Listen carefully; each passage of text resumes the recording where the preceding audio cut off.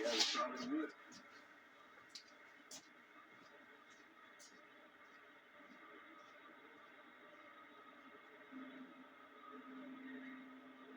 One in the house. Yeah.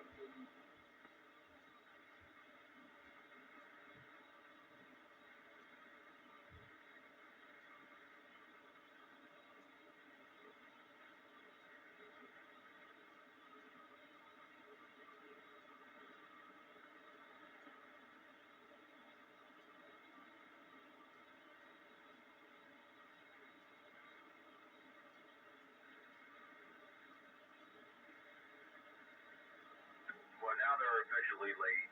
And where's the ringleader at? Well, I don't know. But I guess, well,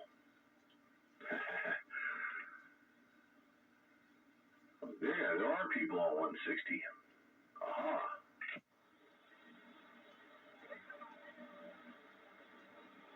754 Valley Forge.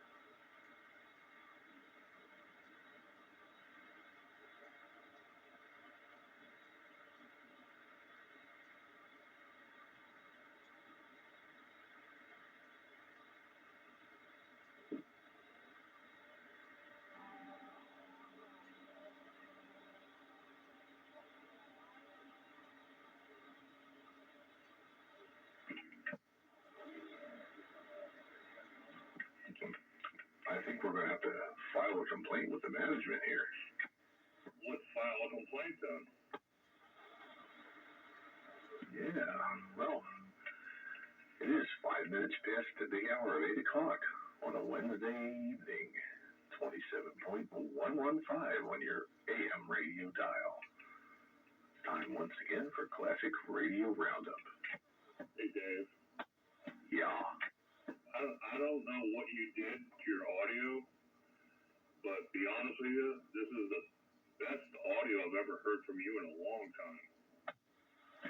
Well, this is my high fidelity President Washington with my EQ and all that wonderful good stuff, because Pete and I had a thought about running high fidelity tonight, because he bought himself a bunch of rack gear, audio rack gear, and he's going to hook that all up to his Barker Williamson transmitter, and he was going to run it tonight. And I said, well, then I'll fire this one up. No, I'll tell you what, man. Because of my hearing impairment, I'm running headphones. But if I could say it, I would say it. but I've got an entire room of your audio. Absolutely beautiful. Yeah, well, that's what high fidelity's supposed to do, you know. It's like a radio station transmitter here. No. Stand on top of your radio and take a bow. And I think it's only a president in Washington, you know. It's a radio that I very, very lovingly modified for extended fidelity. Well, I'll be more than happy to sit on the side and let you and Pete, you know, throw it together. So, I mean, if he sounds half of as good as what you do, then the entire evening's going to be a great audio session. Yeah, but, you know, there's also a possibility that he may not show up because he's got his older dog had a stroke, and you know, depending on what kind of complications go along with that, he may not be in here tonight. And I could not tell if he was on 160 meters. I could hear Dave, and I thought I heard Billy, but I didn't hear Pete. But I don't hear very well there. And so he may have been there. I don't know. But if he's around, he'll be around. If not, then this is all for naught. Sorry, buddy, guys. Can I get a quick... All right, well, you know what? I'm going to take a standby. Because with that audio coming out of your radio, Woody, I'll tell you what, man. You should be channel master this evening. You should be net controller. Yeah, net control. Yeah, I never liked nets. They're too formalized, but yeah, buddy. All right, well, it's let me look at Mickey Mouse here. 8:08. So I'm gonna take a 30-second intermission and go refresh my adult beverage, and I will be back. Okay then. We'll hold the fort down for you then. On 27.115 Classic Radio Roundup. Yeah, by the way, there was Ohio and southern Georgia right on the Florida line. Those guys are in here a little while ago, and I told them to get back on the air and get it, you know, talk to the big dogs. So you might hear them in there in a few minutes. Yeah, I have a friend, Mike, who lives in South Carolina, and he's been listening, waiting for the conditions to favor a path between him and us. Usually in the summertime, we manage to hook up at least 2 or 3 times, but this year, for whatever reason, the East Gift didn't seem to be favoring that area, but I'll have to keep a listen going on there. Yeah, it's the Canadian wildfires that are making our skies gray. I'm not sure if you noticed that, but it's amazing, man. I went to work today, and the entire day, the entire everything was just like, the entire sky was just like gray all day. Yeah, I noticed that. Intermittent ground here. Yeah. Well, part of it was cloud, I guess, cloud cover. But yeah, the wildfire smoke was adding to it. That's for sure. All right, I'll be back. Check, radio check.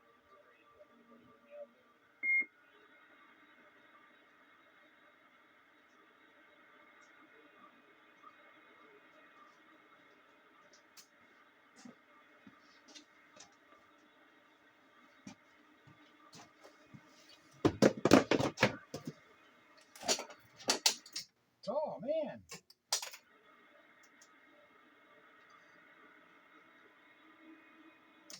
Classic Radio.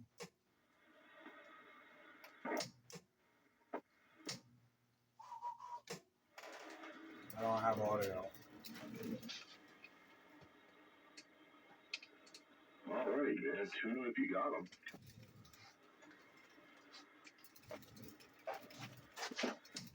Yeah.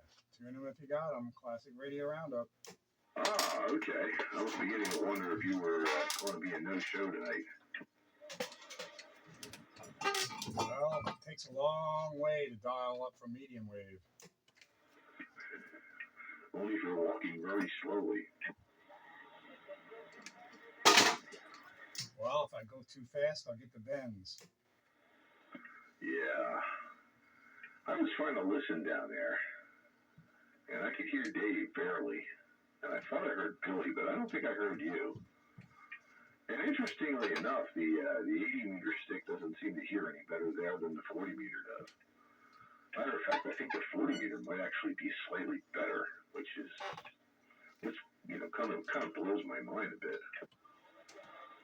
Yeah, that's a little bit counterintuitive, isn't it? I would think it would do a little bit better. Still not optimum, but I thought it would have done a little bit better. The fact that it doesn't, well... Yeah, but it seems to work. It loads up real nice on 80 meters.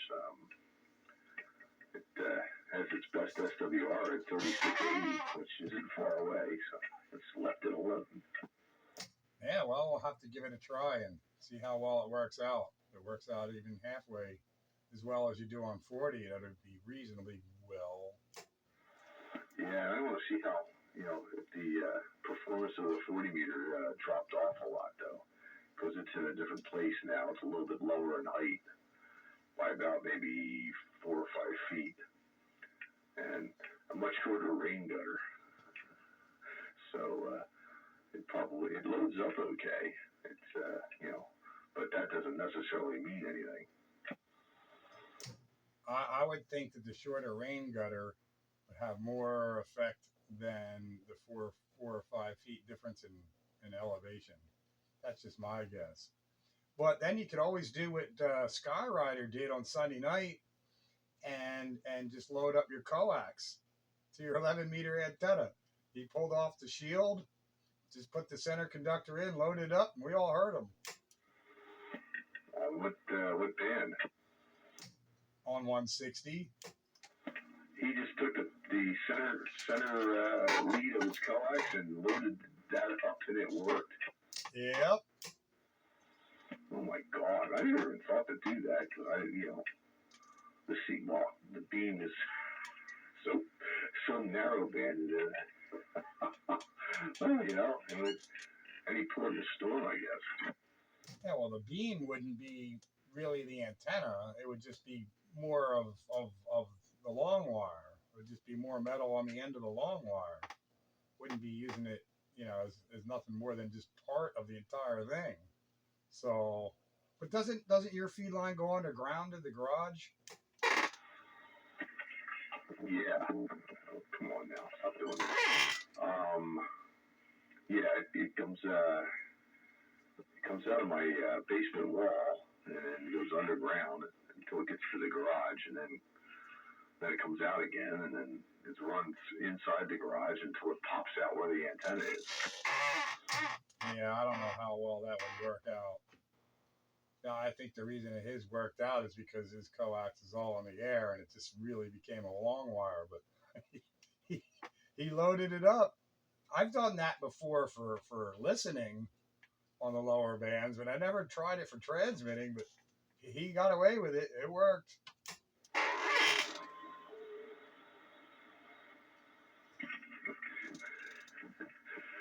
Oh man, more and more I'm gonna have to try that dog run. That's a really random length antenna wire, but who knows?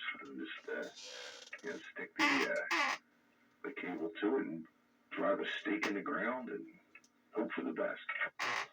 I think that might actually work out because Skyrider said he was only using 50 feet, and I think he said 50 feet of coax to his Mako V58s. He undid the shield, loaded up the center conductor, and he was putting out some power though. He said 500 watts, so maybe that was helpful. But he had a respectable signal. Yeah, 500 watts. Wow. Yeah, I know. I had a 1-to-1 SWR on my 40-meter stick. I can get a 1-to-1 SWR on the 80-meter stick, but you and I both know that's meaningless. But nobody could hear me on the few times that I've tried to, wait and get somebody's attention. I know, at one point I could hear everybody pretty well. Although, Dave would probably be giving you 30 over. He was giving me S9, that kind of thing. But I could hear at least.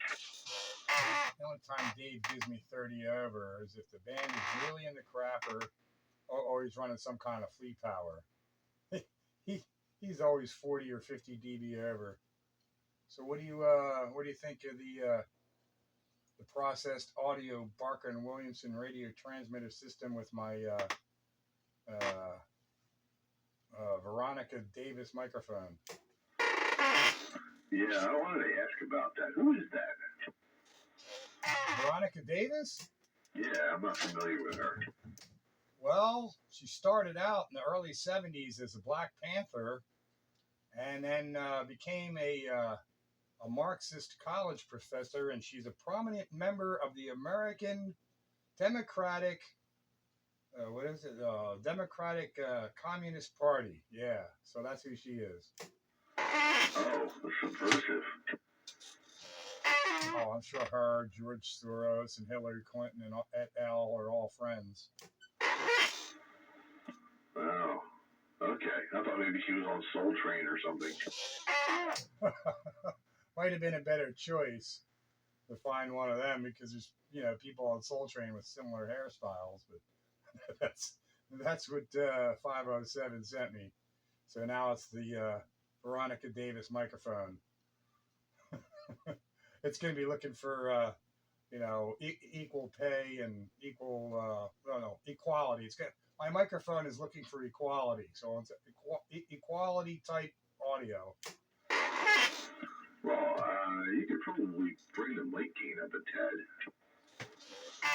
Yeah, all right. Well, I can do that. All right, that's a tad. Tell me if I need more. Give it more bass. Yeah, you can bring it up a little bit more, maybe. All right, there's a little bit more. And I'm not going to touch my EQ because it's set perfect for the DIY, so I'm not going to mess with the EQ. More bass. Yeah, bump up the bass. Well, see, that's the thing. This radio doesn't have the bandwidth to hear it so well, but it sounds good. I mean, it's pretty flat audio. Probably could use a little bit more gain. You're still like stock mic level audio. Well, I got lots of gain. I can give you lots of gain. So there's some more gain. There you go. Now you're doing it. Go ahead, Doug. How you doing, Pete? I heard you. I thought I saw something on the internet about a great big rack of EQ equipment. I'm like, holy cow, what is that man up to? Yeah, I'm processing some audio. I found a new sandbox to play in that I was trying my best in my entire life to avoid, but now that I've gone down this road, I'm a fan of the dark side. I'm just getting started, so there's more to come. I really don't want to mess with my EQ though, because it's set so well for the DIY. And if I set it for this, then I'm going to mess it up for that. I understand. Do what you got to do. I mean, your audio is absolutely beautiful right now. But I'm sure you can hear Dave's audio coming in. I was blown away when Dave started talking. He was like, "Oh my God, Dave sounds like he ought to have his own AM broadcast radio station or something like that." I was just like thinking about it, and then he told me that you were doing the same, doing pretty much the same thing. I was like, "Holy cow, man! These guys are going to have some fantastic audio." Oh yeah, I'm using 31 band EQ and a analog to digital, digital to analog processor compressor, and a studio microphone. So Dave, if I was all right, I just took a picture of my settings now, so I can always put it back. So, what frequency ranges do I need to bring up? Like 60 hertz, 125 hertz, but I wouldn't go any higher than that.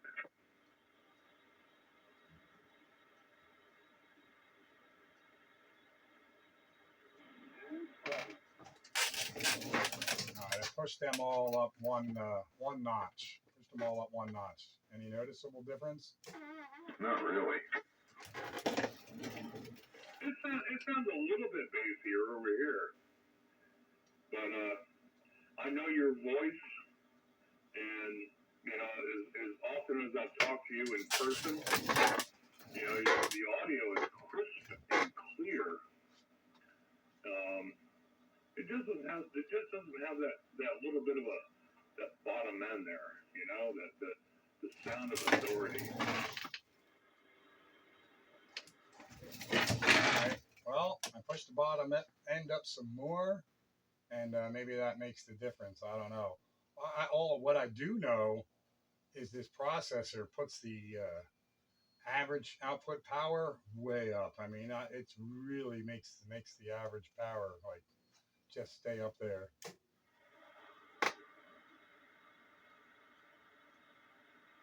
Like we got really good forward swing over here.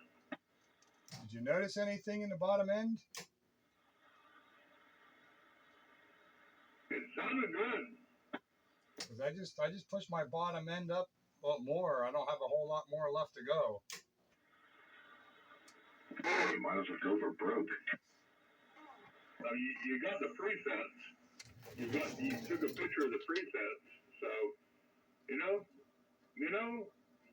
go wild. Go for it. All right, we're starting to get a little bit extreme here. Now I'm starting to feed back, though. I don't know what I'm feeding back through, but I heard something. My 60 hertz is all the way up, and then the other ones on either side of it are near all the way up. Yeah, it's starting to get a little bit bassier now. And Dave, you've cleaned yours up a little bit. You're not as Dave. I don't think you're as bassy as you were the last time I talked to you. Yeah, well, that probably has to do with how far away from the microphone I am. If I'm right up on the windscreen here, it tends to be bassier. But if I talk a little bit further away like this, the bass goes away because of acoustical phenomenon there. 50 to 125 hertz are pretty much all the way up. That was a perfect double. Oh, man. Yeah, Dave was talking about something about climbing up on his microphone. And when he comes on the microphone, it got really bassy. Hey, Pete, climb up on your microphone for a second. Oh, I've been up on the microphone. I'm right up on the Angela Davis, Afro on my microphone. So 50 to 125 is almost all the way up, pretty much all the way up. Yeah, don't back up on the microphone. It's not doing you any justice. Yeah, take the 125 and back it down a bit.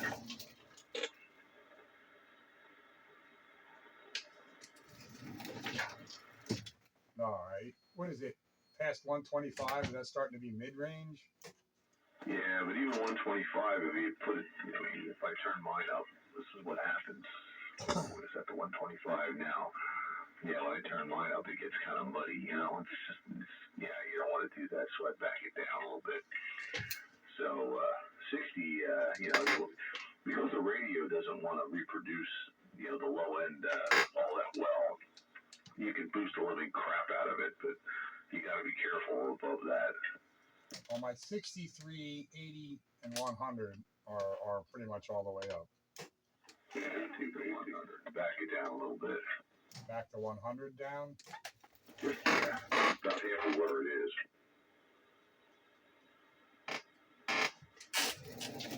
Half of where it is? Well, that would be right in the middle. Well, yeah, give it a tad more than that. Well, I just backed it down one line. You're still a little bassy. The mic back off the microphone a little bit. Before I was not bassy enough, and now I'm too bassy. You're still climbing up on the microphone? Oh, this is stayed a consistent length from the microphone, just adjust the EQ. Just bring the 100, 125, pull them down a little bit. You don't need to be all the way on those. I pulled them down some more, but I'm going to stay right up on the microphone because that gives me the best gain. Yeah, you're cleaning up real nicely now. A little more, or right where it's at, or what?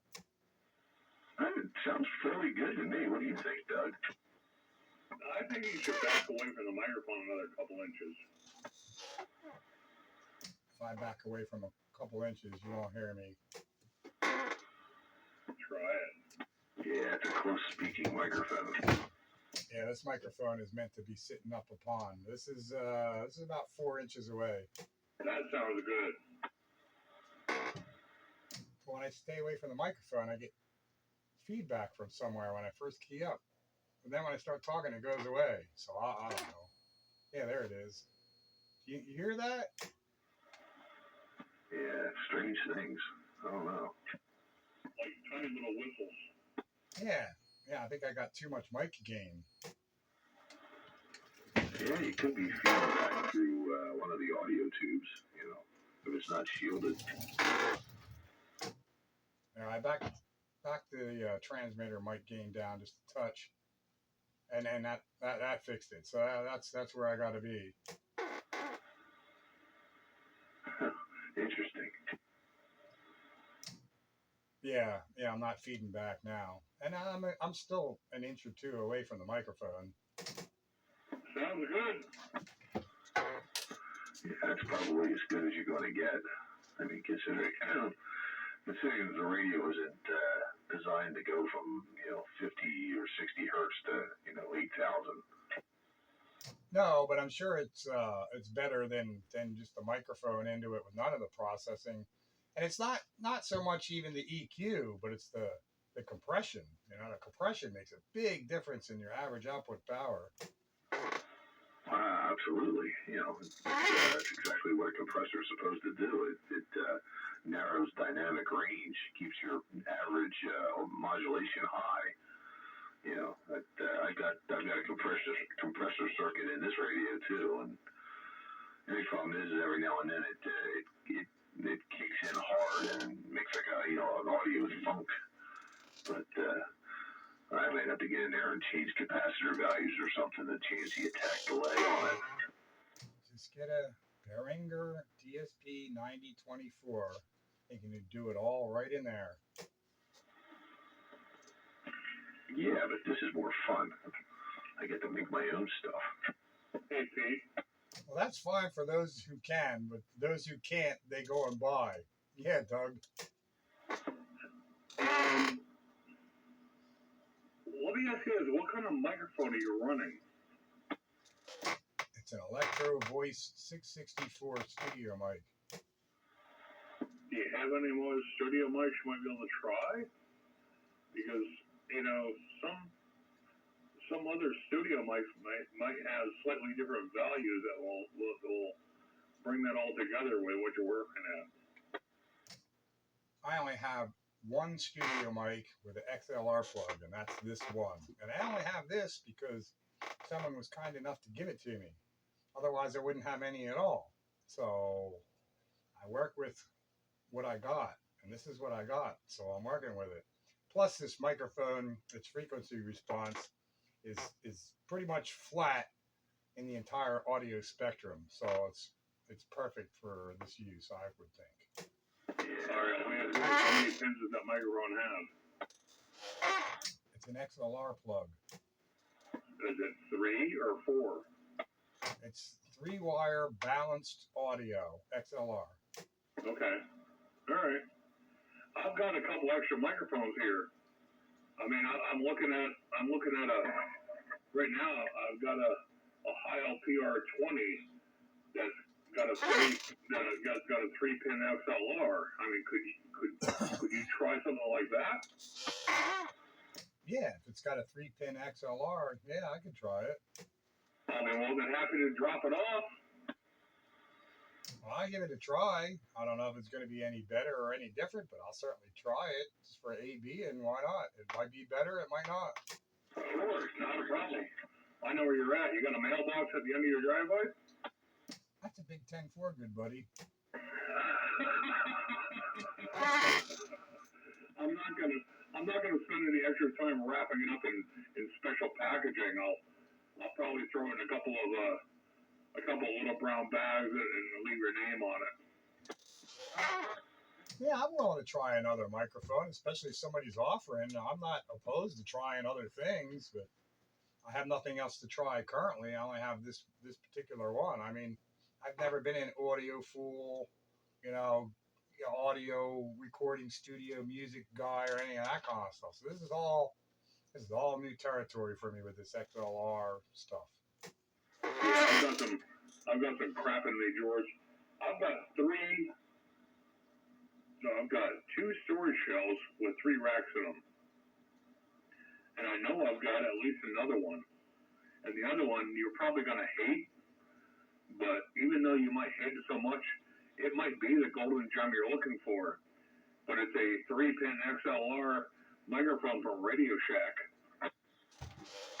I was actually just shopping around on eBay, window shopping, looking for XLR mics, and they got these, they look cool. They look like kind of like the microphone I used when I was at the broadcast FM station DJing, on the boom. I'm like, oh, that's ultimately what I want to do. I want to hang the boom microphone. So I found my boom. I found my boom on Facebook Marketplace. And it wasn't even from anybody that really had anything to do with like great amounts of audio. But it was some like young kid. He was like 18 or 20 years old or something like that, and he had this a boom and a microphone, and it was all for his video gaming. And so I bought it from him, and they actually came by the house and dropped it off. And so I got this like 3-piece articulating boom that comes out to the end of my, the radio station I'm at right now. I'm not on that microphone now, but yeah, and the thing about it is all the parts are compatible with each other. So I could like swap out parts from that and the one I had, and now I've got this beautiful, 3-piece articulating studio booth that holds a Heil GM4, and I think I paid like $50 for the whole shot. Yeah, I think ultimately that's the way I want to wind up with a boom mic hanging off the ceiling that'll swing around to my throughout my operating position. So eventually that's where I'll be, but I'm just getting things together now. There's money I need to spend elsewhere first. But some of them boom microphone setups, they do call them gaming setups. But some of them seem to have pretty good audio response and whatnot, and the prices aren't crazy either. So, maybe Christmas or something, there'll be a boom microphone show up here at the countywide radio transmitter station. Check your frequency. Oh man, well, I need you to throw me a carrier to help that along. Okay.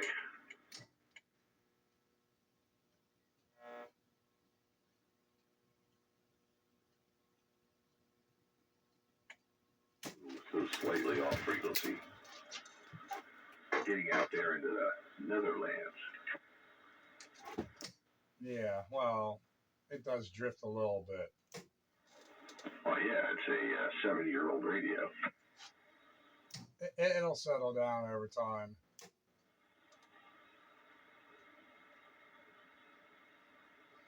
Although it has been on an hour now, so it should pretty well be settled.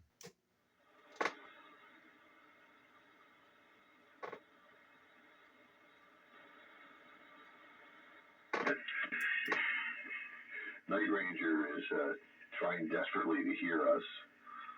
He's hoping for the skip to roll his way, but it doesn't seem like it is. He's been SDR receivers all over the place, and he says he can hear me in Costa Rica. I'm making it to South Carolina. Really? Really? He dialed up at SDR in Costa Rica and can hear you there. That's what he told me. He said that you got really bassy audio. Oh, that's too funny. I can't hear you in South Carolina, but I can hear you in Costa Rica. Oh, man, I guess with all these SDR receivers, I mean, you can pick and choose, I guess. You know, they're kind of neat. Oh, yeah. I we both made use of those. In fact, Sunday night when we were on 160, and I forget what the reason behind it was, but VW there, he put the big boy on and cranked the knob. And I know he was putting out some ERP. And I thought, oh, let me check out Hack Green. I dialed up Hack Green. And I watched it for a while when he was talking to be certain. I could see his carrier trace in the UK at Hack Green SDR receiver. Couldn't see mine, couldn't see anyone else's we were talking to, but I could see his. And this is on what, 160 meters? Yeah, his carrier trace was making it over there. Couldn't hear any audio, but you could see his carrier on the trace. Well, that's called brute forcing it.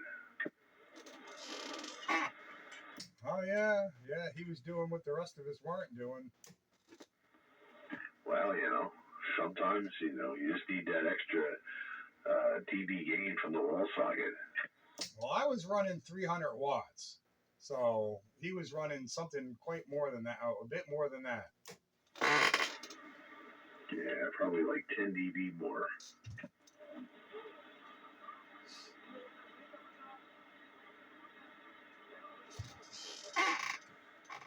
Yep, forward gain comes from the wall socket, and you too can be heard in the United Kingdom on 160 meters.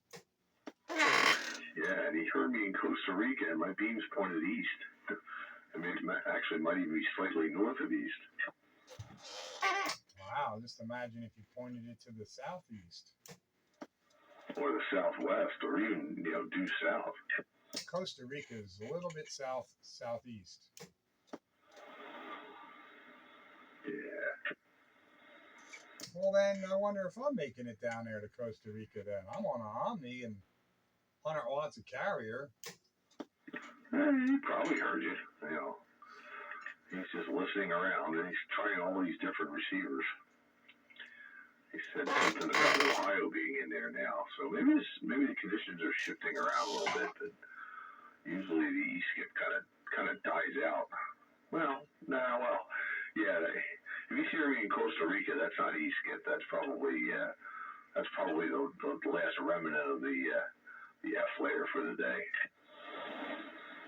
Yeah, but we both know that it can get quiet when you think nothing's in there, and then later on in the evening, even later than this, it pops back alive. So you just never know. Yeah, like last week, when out of the blue, some guy from that claimed to be in Maine came in there. I'm still a little skeptical about that, but there he was, all nice and clear. Number 5 alive. Oh, Rooster, countywide. Badger. Hello, Badger. Dave. What's up, Rooster? Oh, not much. I've been sitting here for about the last 15 minutes. Oh, okay. It's always good to listen before you talk. Of course, I don't remember a thing. Yeah, it's hi-fi night on Classic Radio Roundup. That's right. Speaking of hi-fi, where's old 5/7? Is he going to join us tonight, or is he going to? Oh, he's probably eating dinner, I guess. His antenna is 12 feet off the ground, so no. Oh, we took it down. Yeah, he's taking it down. He says he's doing planned maintenance, and by September 1st, he'll have it back up and squared away. Yeah, because I know, he had that antenna up, or some antenna up, like a couple of years ago, and then something happened, and he's gone for a couple of years. So he said, yeah, I'll get around to fixing it someday. In a couple of years. Yeah, it wasn't real. It's not really broke. He just wanted to do something else to it in preparation for the F-Lair fall season to the Europeans on 10 a.m. And he feels that this is the last chance we're going to get to talk to any of those guys, because the next solar cycle peak, they're all going to be dead. So we won't be able to talk about them. So he wants to be full forward gain and able to contact those guys. Yeah, Doug, go ahead. You got something to write with? I got my Sharpie. That might work. Oh, what am I copying down?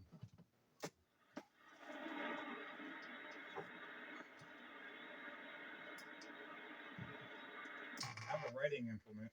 How much paper do I need?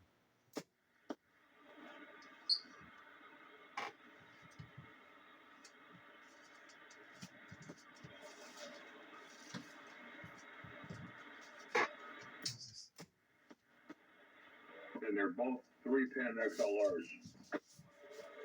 Well, I heard absolutely nothing that you said, because I hit my megahertz knob, and I looked back down after transmitting, and nobody's answering me. I was at 30.115, so I didn't hear anything you said. Well, as long as nobody else minds, I'll repeat it if you want me to. Well, I'm going to need you to repeat it, because it'll still be the first time for me. All right, you ready? The first one's a Radio Shack studio mic.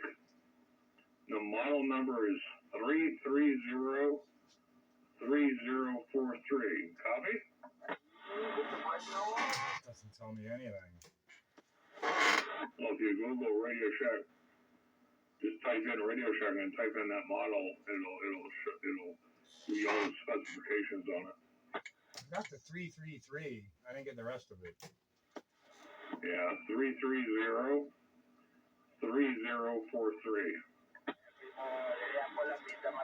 Wait a minute. I must have misheard you then.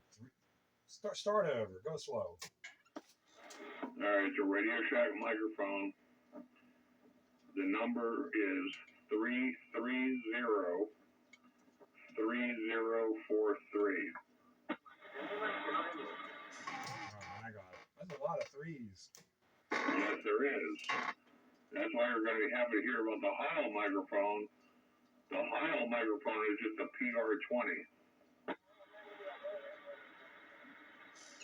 All right. Well, I'll look up the specs. And from what I understand, the microphone that you want to use for this kind of situation is flat audio response, and then you tailor it with the EQ. Yeah, these microphones are pretty flat. I think the Heil microphone is a little bit bassier than the Radio Shack mic, but both microphones work very, very well. I could plug them in right now to the boom I have. The only problem is the best audio response would be on sidebands. I'd have to ask you guys to go on sideband for a minute to hear the difference. Yeah, I'm not interested in sideband microphone at all. This is strictly for amplitude modulated radio. Well, that's all right. That's all right. Given the right microphone, they'll still do very, very well on AM. Yeah, I almost never do sideband anymore. Every once in a while. Probably the most sideband I do is on Sunday night. That's what I got my Heil GM4 mounted on that boom for. That to me, and when I show a little DX or something like that, that's all I do. Is the Heil GM4 is my go-to microphone for DX. Yeah, Sunday night sideband soiree. If the DX is not on amplitude modulated, whatever band I'm on, then I don't work the DX. If the DX is there, I work the DX. But if they're not there, I don't. All right. Well, I'm gonna wrap these two up. Put them in a it's not a leather bag, but it's kind of like a vinyl bag with a zipper on it, and I'll drop it off to you.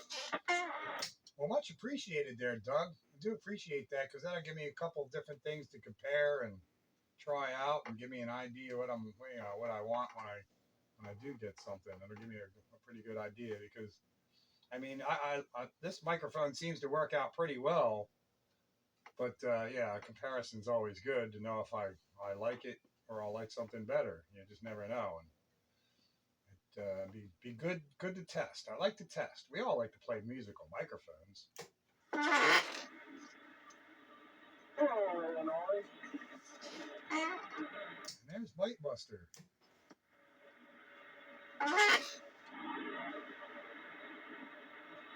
And there's Northwestern Illinois. He's talking to Illinois then. I don't even hear. Who's talking to Western Illinois? Bite Buster is, and I don't even hear Illinois. Yeah, he's coming in here like 9 pounds, so yeah. Spotlight DX, because he's not coming in here at all. Yeah, I wouldn't be surprised by that. Sometimes it goes one way, and 10 miles further away, it's different. Oh, we know that just from watching Night Rangers video gates. We're 10 miles apart. Sometimes you're stronger, sometimes I'm stronger. Sometimes not. It's kind of like, what is it, that Almond Joy? Sometimes it's got nuts, sometimes it don't.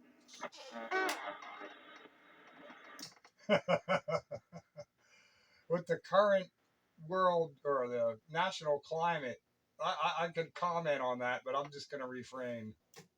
Enough said. Yeah, I don't need any demerits. Oh, but that comment was nothing.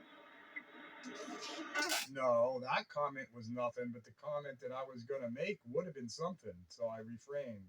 But I figured I would announce that I'm refraining from a comment so your own mind can work up what it possibly was that I was going to say that I should refrain from. Oh, no.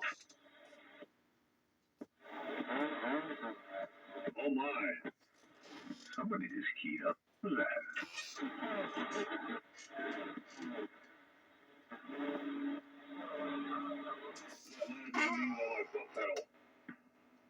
I forgot to key up the microphone when I hit the foot pedal.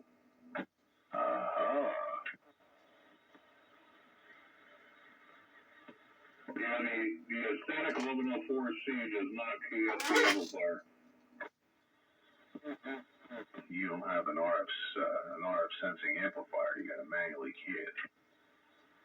Well, yeah, not manually key it, but you know the GM4 that's on the boom mic, that keys it up all the time because the GM4 only works on the foot pedal.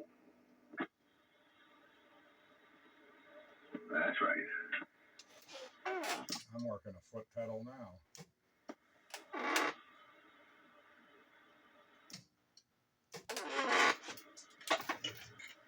Oh no.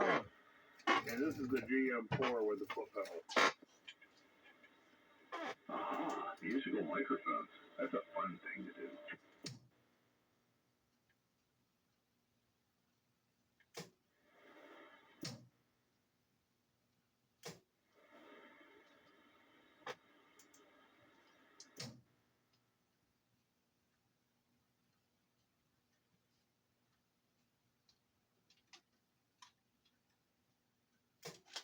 Somebody's tuning up.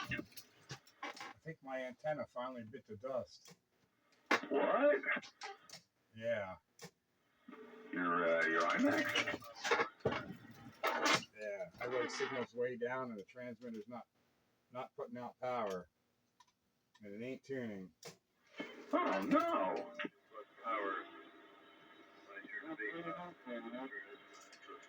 Well, I still hear you. A lot better than my antenna does at 160.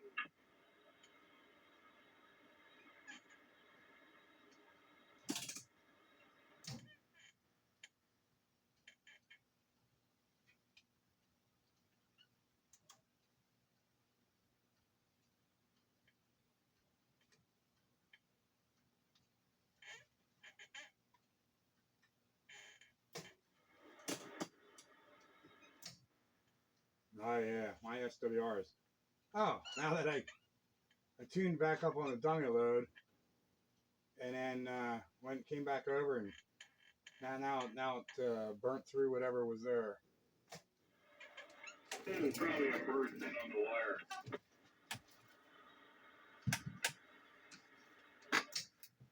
I don't know. It's okay at the moment. I don't know how long that's going to last. Well, you want it to fail completely. That way you can find the problem. Or I'll just be forced to go over and see my buddy Rooster and pick up the one he's got with my name on it. Yeah, in my hand right now is the cheap Chinese codec connector that was on the end of my originally 40 meter run. And I put the ohm meter between the shield and the center conduct, and I get like 40 ohms. So I have about an inch or so of cables coming out of the connector in this plastic boot, and I'm trying to dissect it because I want to see what the heck is going wrong. I feel a little bit better. I thought it was one of my connections that went faulty, but it's not. It's the one that was on the cable from the factory. Cheap Chinese connectors. Yeah, you can't put any trust in cheap Chinese connectors. Hey guys, I'm pulling the plug, so you guys have a good night, and I'll talk at you later. And Pete, if I can leave a little bit early tomorrow morning before I head back at work, I'll drop a package off to you, and I think I'll get your number, so I'll shoot you a text message if and when I drop it off. Yeah, all right. Well, I'll be here till 9 or 9:30 tomorrow. I gotta wrap up a package. I gotta wrap a package and get it off to the mailbox on my way to work. So some marketplace sales that I've made, I gotta ship off. So, but I should be here till at least 9:30. But either way, like if I'm not here and you put it in the box, I'll warn the YL to be aware that something's in the box. I appreciate it, Doug. Give me something to mess around with and see if there's something I like better. All right. That being said, what I'll do is I'll make a point of dropping it off on the way back home tomorrow evening after 6:30. Well, that's kind of worse than morning, but all right, it doesn't really matter because, I could pick it up. I don't get home till 11:30 at night. All right, well, I'll do the best I can to drop it off in the morning, then. You guys have yourself a good night, and I'll talk to you later. Yeah, well, good to hear you on, Doug. And, if you don't drop it off in the morning and you do drop it off at 6:30 at night, that's fine, too. I'll just remember to hit the mailbox on my way in at night, and then it won't mess with the postal service whenever they come. Who knows when they come? It could be anywhere from noon to 5 o'clock.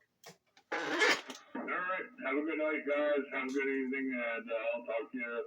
This is Wednesday, so I'll probably catch you guys Sunday night. Good night, Doug. Yeah, good night, Doug. Thanks for stopping by the Classic Radio Roundup. Where's Wayne? I'm right here. I've been listening since 7 o'clock. I figured you were here, but I know how you are. You lurk in the shadows until somebody calls your name. Good evening. Yep. Good evening. You can probably hear it. I got my TV going, too. Well, hopefully you like the sound of my high-fidelity radio transmitter. It sounds just fine to me. I don't have a high-fidelity receiver, so it really doesn't matter. Yeah, that's the problem. Yeah, that is a problem. Yeah, you pass 10 kilohertz worth of audio to a 6 kilohertz receiver. It doesn't really work out.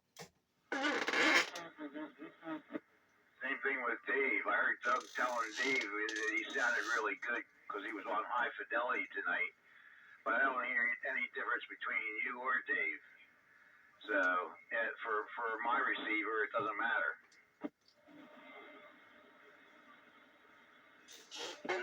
Yeah, that's the funny thing about doing high fidelity on 90% of CB radio.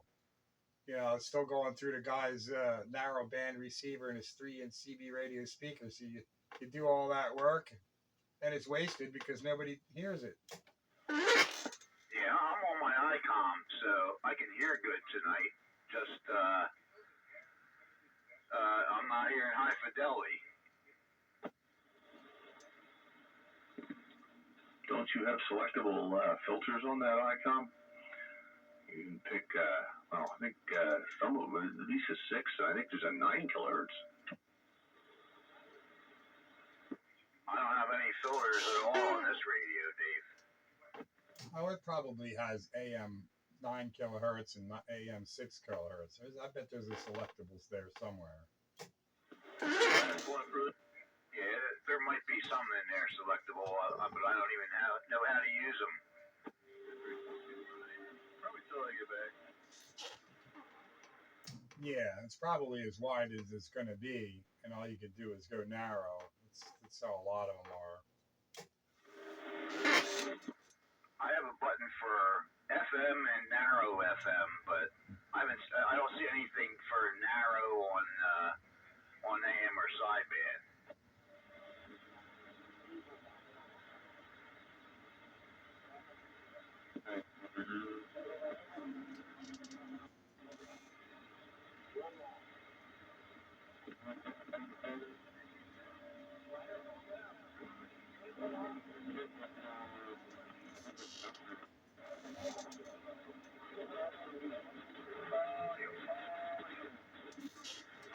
Yep, and here comes the E-skip. It's waking up. Oh, no. That's something else I don't hear much of with my low antenna is skip. I heard those guys in Tennessee this afternoon, but other than that, I don't get much skip. That's probably a good thing. That's what I was thinking too. That's a good thing.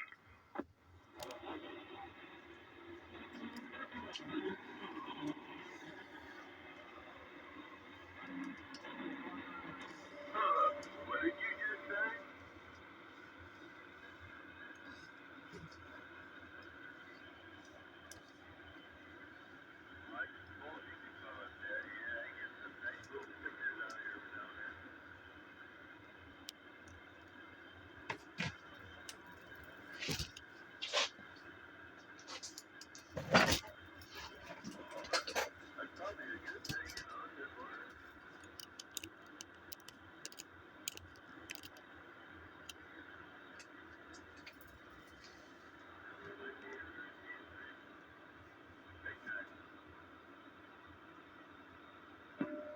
And then it got quiet.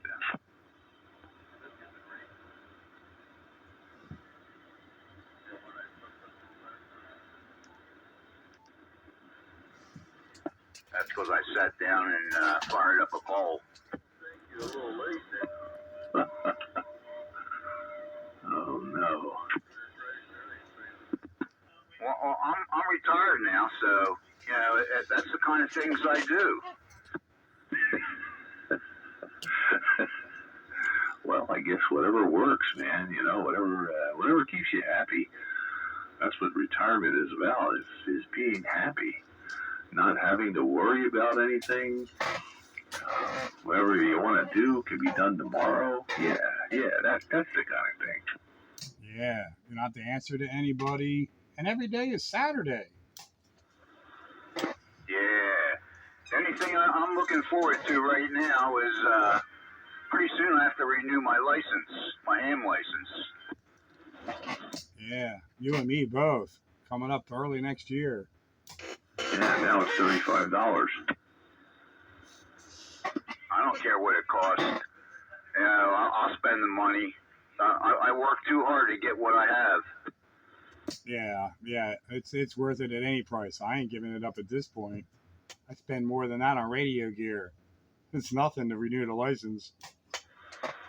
Yeah, $35 is really nothing, but it's just, The FCC trying to make money off of us poor hands. Yeah, it was a whole lot nicer to renew it for free. I had W5YI sent me an email and they renewed my license last time and it was only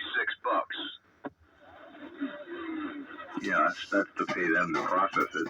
If you do it yourself on the FCC's website, it doesn't cost you anything. Yeah, but you know, it's probably worth the $6 to have them do it, because it's that navigating that website is horrid. That's what I was thinking too. It's like, for $6, no problem. I'll say, here's my card, here's the number. I didn't find the FCC website that difficult. As long as you got an FRN number, you're good to go. Well, I don't remember what my FRN number is. Probably wrote it down somewhere, but that was 10 years ago. And I certainly don't remember what my password would have been from 10 years ago. I have my FRN number here on a license that I had printed out from the FCC years ago. So I have my FRN number. So I should be able to do it. Yeah, that was a double, and Dave, you lost. I say you can find your FRN number either through QRZ or on the FCC website itself. You know, just look up your call, and the FRN number comes in there. That doesn't help me out with the password. I don't know if you have a password. I forget if you do or not. I remember, for whatever reason, way back when, that to get on the FCC website, when I renewed the last time, I had to create a password, login, or some bunch of nonsense.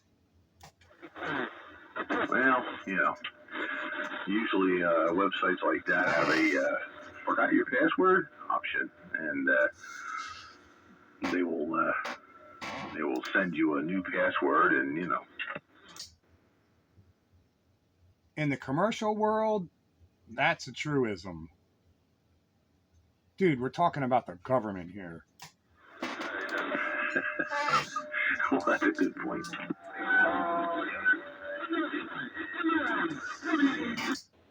So where's everybody else? It is Classic Radio Wednesday. We're missing Sky Rider, Night Train. Man, there's a whole bunch of people that aren't here. Joker, haven't heard from in a while. Bitebuster checked in, but he only wanted to talk to Illinois with their gerrymandering that they got going on there. So no Republican can ever get elected. And I don't know, there's a whole cast of characters that seem to be missing. Yeah, we might still be a little early for Train, but he should be pulling into the station at any point now. Well, this coming Monday is a big day for him. No, what is it?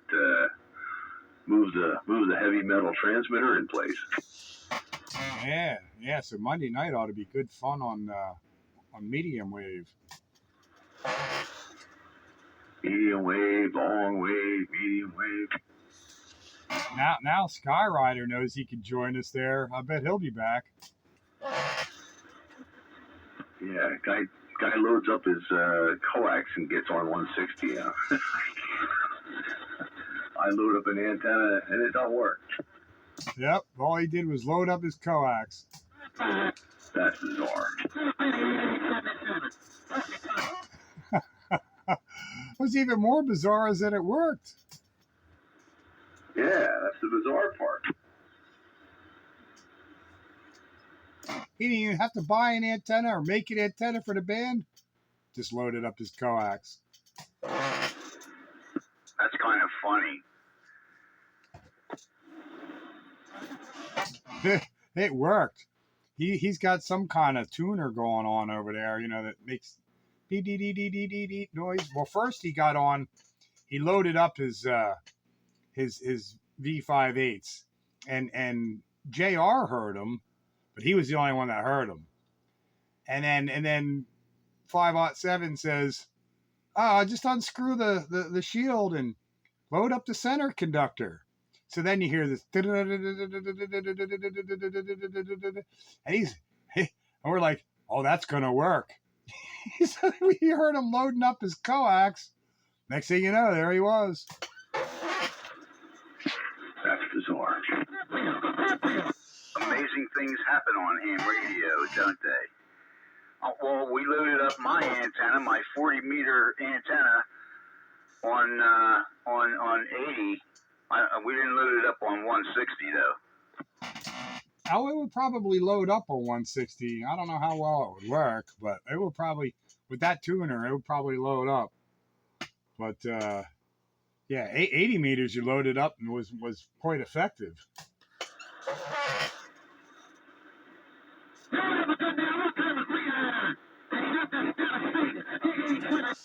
and I do have a tuner here to do manual tuning too.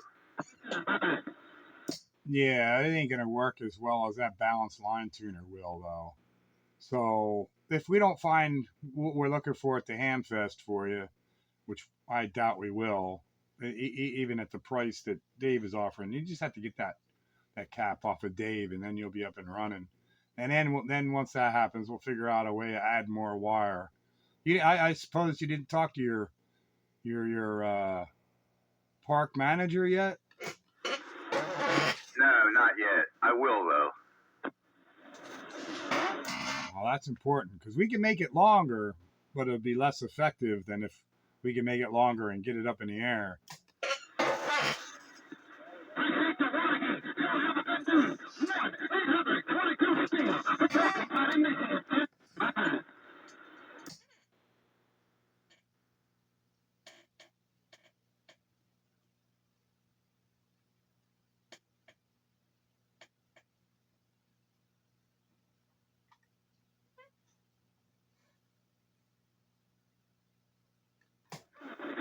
Yeah, that's just me.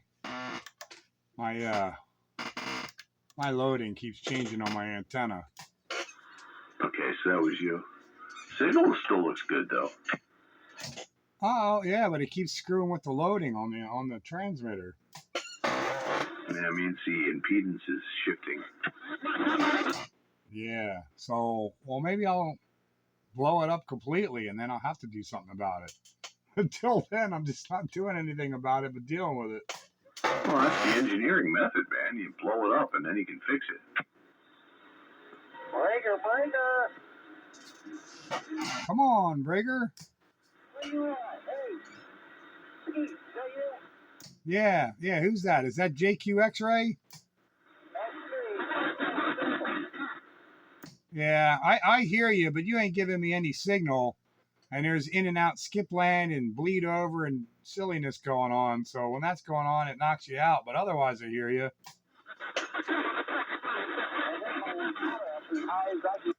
So, I guess the signal, I hope the signal's better anyway. Yeah. Hear them well when I can. What's that, Dave? You do hear him or you don't? I do. I hear him pretty well. He gives me like a 5. Wow, he's doing better to you than me. He's only giving me a 1. I don't hear him at all. Well, that's not surprising. No, that's not surprising.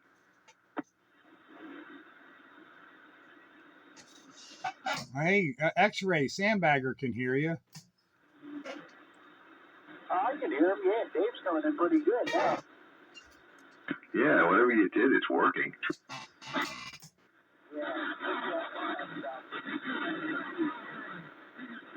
Yeah, whatever you did is working for Dave, but I think it detracted towards me.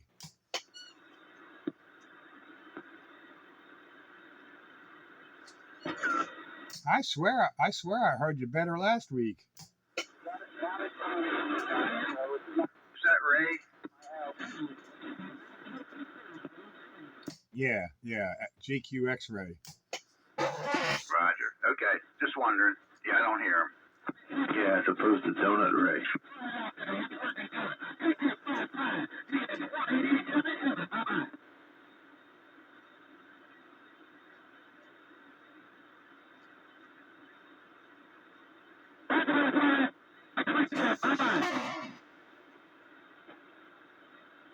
You guys going to the Hampton? Yeah, Wayne and I are going to go. We're going to be on 146.5 when the clicker count group goes up. Well, that's great, but I don't have an HT anymore, and I don't have a 2-meter mobile, so I won't be there.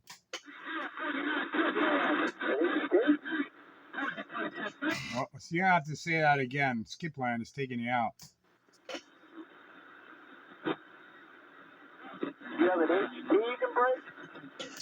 I no longer have an HT that works. I have one, but it won't turn on.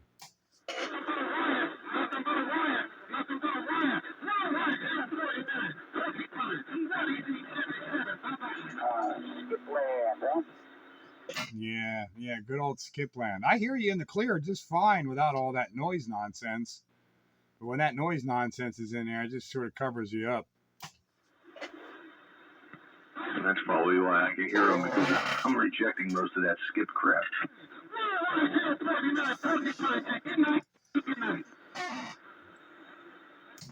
Yeah, there's some knucklehead 3 channels down just splattering up. Oh no, the JV toilet bowl. Yeah, something porcupine or something. I can hear what he's saying. Yeah, I thought I just had a poor receiver on this radio. At least I'm not the only one. Hiya, Greenie. Hello out there, Pete, Bagger. I was half paying attention. There's another gentleman out there. I forget what his handle was. Well, there's Wayne. Oh, that's right. It was Wayne. Because 5/7 is down for the count for now. Unless you can get on 160 meters. He still has this 160 meter low band antenna, but his 11 meter antenna is currently on the ground, so it doesn't work that well there.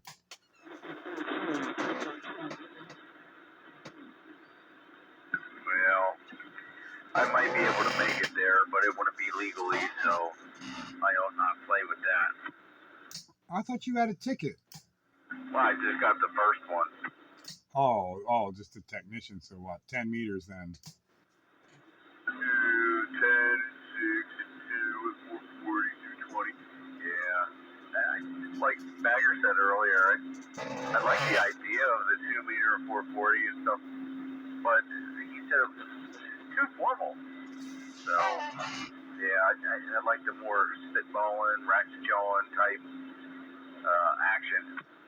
Yeah, that was way better back in the 90s and earlier. But more recently, VHF kind of blows. Well, I do kind of want to mess around with 6 meters. I haven't ever, really. I started building an antenna for it, and then in the process of moving and everything, it kind of took the back burner. But, yeah, I wouldn't mind playing around on 6, the magic band. Yeah, 6 meters is pretty cool. I mean, you get on that band with a dipole. You know how to build a dipole.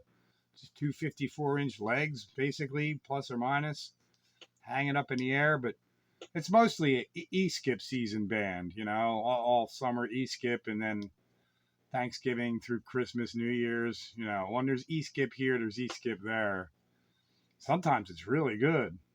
And then it is affected by high sunspot solar cycle, and you get F-layer skip. But you know that you really need a better antenna than a dipole to take advantage of it. And then of course there's tropospheric ducting, and you pretty much need more than a dipole to take advantage of it. Although the dipole will get you in there real good openings, but have a you know, at least a 3-element beam on 6 meters. You can really have a lot of fun with 100 watts.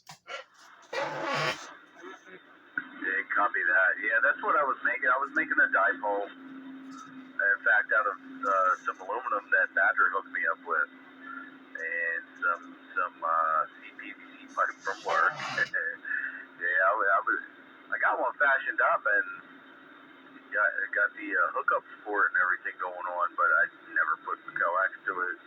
Tried it out yet, and now I have an analyzer so I can actually test it. So maybe I'll play around with that just to see what it's doing. Yeah, back around 2000 solar cycle peak, I had a 5-element Yagi up for 6 meters, and I was working all over Europe on sideband on 6 meters. Everybody's doing an FT8 thing now, and that kind of takes away from it. You know, the voice contacts were a lot of fun, and now when the band's open, there's like hardly any voice contacts, and everybody's on freaking FT8.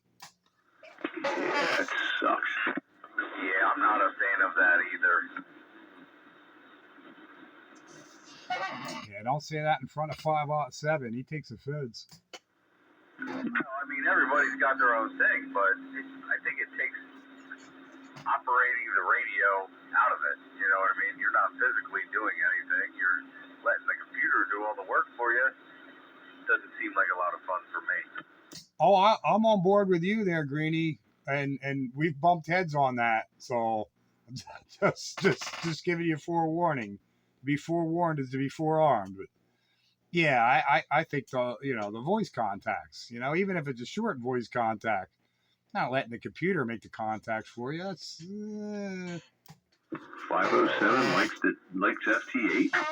Oh yeah, he will defend it too. Oh my God. An analog throwback like him that actually likes that. Oh, that's bizarre. Yeah, he's like a walking contradiction. Yeah. Wow, that's amazing. Embracing tube technology, 160 meter AM and digital FT8. Wow, he's like Jekyll and Hyde.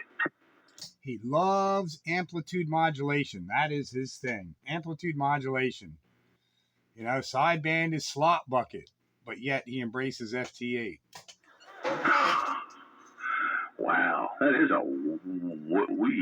that's a bizarre contradiction. Wow. Well, when I said the same thing Greenie said, I'm like, well, your computer's making contacts, but what are you doing? He took a little bit of offense to that.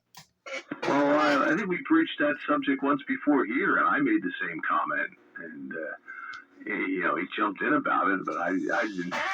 I figured he was being sarcastic, he's playing devil's advocate or something. No. He's a walking contradiction. Wow. Yeah, it's a lazy mode, man. It's all computer nonsense. I mean, I said to him that night, I said, it's great if you're stuck in an apartment or a HOA development and you can't put any antennas outside, so you string a little Mickey Mouse dipole in your attic and, because of the signal and noise ratios and everything, you can actually make contacts on FT8, but you wouldn't be able to do it on voice. Well, I mean, I do see another plus to FT8 is you can evaluate your antenna system and propagation and all that. I mean, no matter what level antenna you have or power level that you have, or you can experiment with antennas and evaluate them and evaluate day-to-day propagation. So I kind of get it for that. Yeah, I mean, it's a handy tool, but I couldn't use it as a primary means of communication. It's just too boring. I don't know. There's no personality. When you're talking to people and they have voice, you can hear what they sound like, and when you hear somebody's voice, you get a mental picture of what they might look like, and it's usually going to be wrong, but it still happens. But you don't get any of that when you're blooping and blooping on some digital mode. Even CW, it's the same thing, I agree in everything you just said. Absolutely. But there's not really, to me, an FT8. Are you really communicating? You're exchanging location, call sign, and signal report. That's not really communicating. What we're doing is communicating. And that's more like contesting, 5x9 QSL, 5x9 QSL. That's why I don't like contesting. There's no meat to the conversation. Just Yeah, wham bam, thank you, ma'am. Yeah, I did enjoy VHF UHF contesting because it served like sort of a purpose, and you could evaluate your station, and it was, you know, 1 day or 2 days a year. Not AHF contesting is, sure, it's about your station, but a lot of it's propagation too. VHF UHF contesting is more about skill, station, and a little bit of propagation. It's still 5x9 QSL. 5x9 QSL. Well, it's 5x9 FN20 QSL. And I think Night Train hit it on the head. I think he'd be better off as a down getter. 99999. Oh, did I just get my lips cut off? Yeah, in fine style. Wow, he's also a lot closer to you than I am. Good evening there, Night Train. Good evening, Pete. Good evening, Dave. Who else is on the band for Classic Radio Roundup? I'm in here too. Hi, Night Train. Evening, Wayne. Yeah, we've had, let's see, who's checked in? Doug was here, but he's gone. Green Dog's in here. Rooster was in here. I think he zipped off to another channel or something. He might be back. Bitebuster was in here just so he could talk to Illinois or something. I don't know. and Triple D, as also known as JQ X-Ray, is in there, or was in there. I'm trying to think if there's anybody else. It's kind of a lean turnout tonight. How about me? I'm in here. Break. Oh, Sugar. Oh, there's the Joker. Joker. About time you showed up. Busy. And the wife has had to drug me out everywhere. So much to do. Good evening, everyone. I just got one question for the Night Train. Go ahead there, Pete. I want to know if I sound boofy, baby. No, you don't sound boofy at all. It's not too loud for you or anything. I know how you're critical about my loudness, so I just wanted to check in and, you know, with my audio and make sure that it was train approved, possibly. Yeah, well, you blending in with the boys now. You're not, stomping on everybody's head.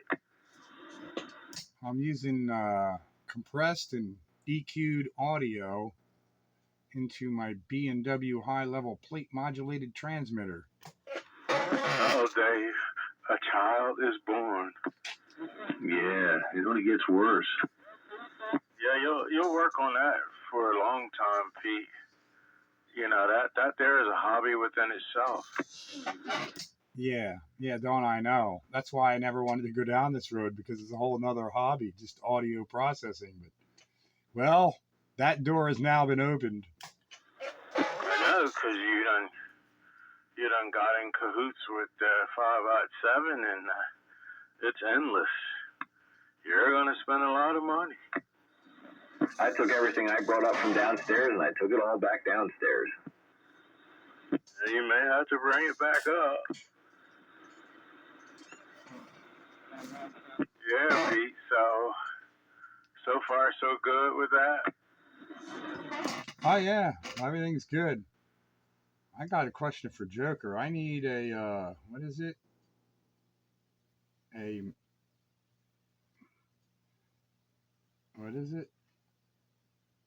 Symmetrix 501 or a Symmetrix 525. Got one? You want to get rid of?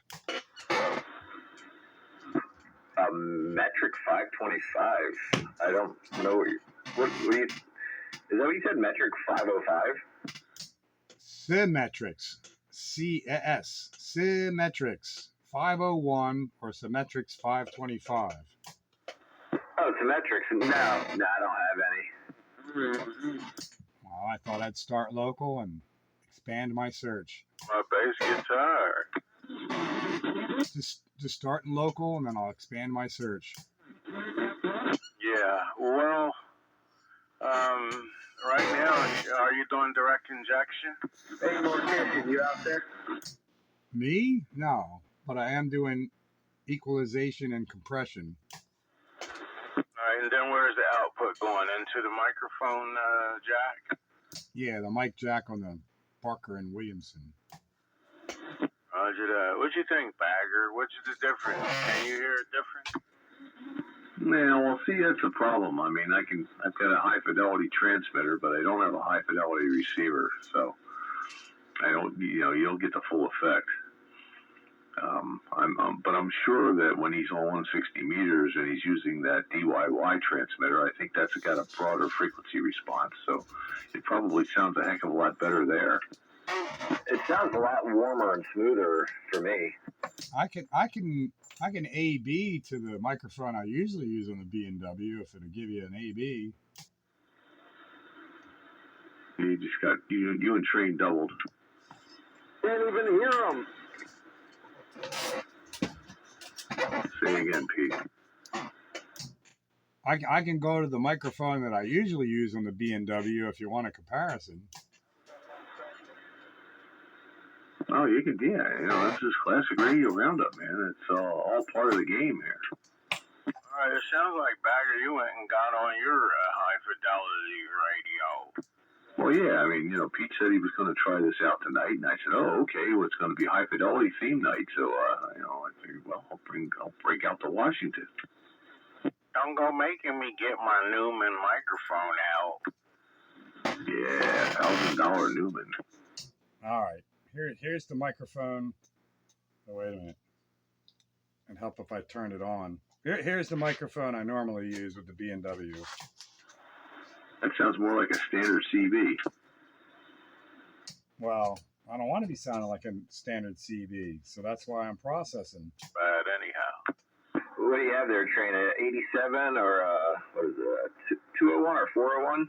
Oh man, I'm not sure. I could go in there and look, but I do have a Newman microphone. That baby comes with a wooden case and everything. I think it might even have a velvet liner inside of the case.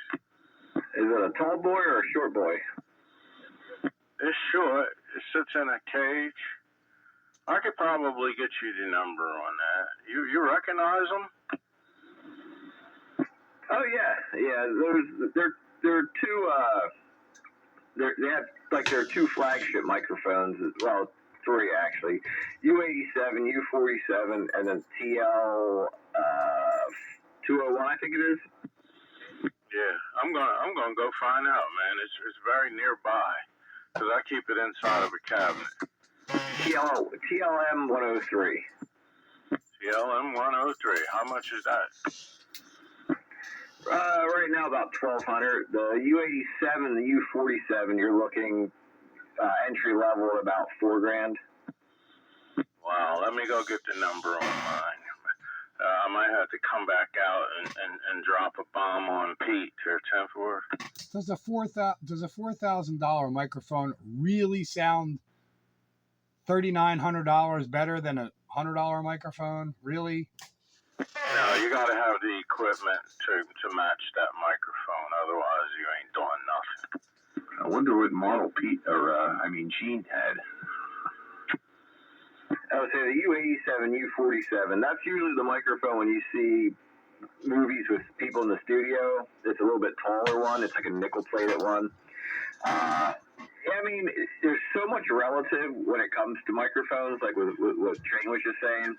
A $100 microphone in front of a $2,000 preamp versus a $4,000 microphone in front of a $100 preamp. I mean, there's so many variables. Yeah, where it gets to the point of being ridiculous. Like in my mind, everything after the microphone is more important than the microphone. I mean, we're talking in a reasonable realm of microphones. I mean, they got, if you get the right dynamic range, the right audio response, and the right bandwidth or whatever, it's what happens after that. I mean, sure, the microphone is important, but the difference between $100 and $4,000, I can't imagine my ear, anyway, is going to be able to hear the $3,900 worth of difference. Yeah, you're right. It's funny because that last studio I was in, normally in the other studios, not my personal studio, but other studios, usually on the hi-hats, will use a Shure microphone. That's a Shure condenser microphone, which usually comes in about like a $400 microphone. This last time we used just a $99 Shure SM57, but it was going into a nice big Neve console. So yeah, it's like there's that little bit of where does it matter? 250 and Hey, the microphone that I'm using right now was $0. I think it sounds pretty good for $0. Yeah, roger that. $0. How's that go if it's free, it's for me? Yeah, if it helps you out at all, it's Electro Voice 664. TLM102. TLM102. Yeah, that might have been the older version of the 103. Break channel 13. We got a copy. Red Baron over here in Downtown. I don't know if anybody's got a copy of the radio break. Hey, Red Baron, Night Train got you. Hey, Red Baron, I reached out to you, man, just to see how you were doing. Hey, Night Train, yeah, go up one real quick. Roger that. Take it 2. Make it 2. Copy. Oh, well, whatever they had to say, they don't want it to be known here on Classic Radio Roundup. Well, it's more likely he just doesn't want to tie up the channel because they're going to have some kind of conversation. But since they're going to go off a little bit on topic, I guess I can do a little bit of that too and ask you how's Miniman? Well, the story is, here goes my tuning again. Hang on a second. Ah, crap.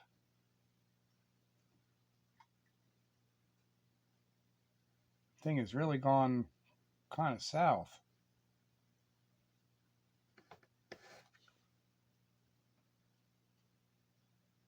Well, all right. Well, I'm not going to spend too much time on that because I don't know.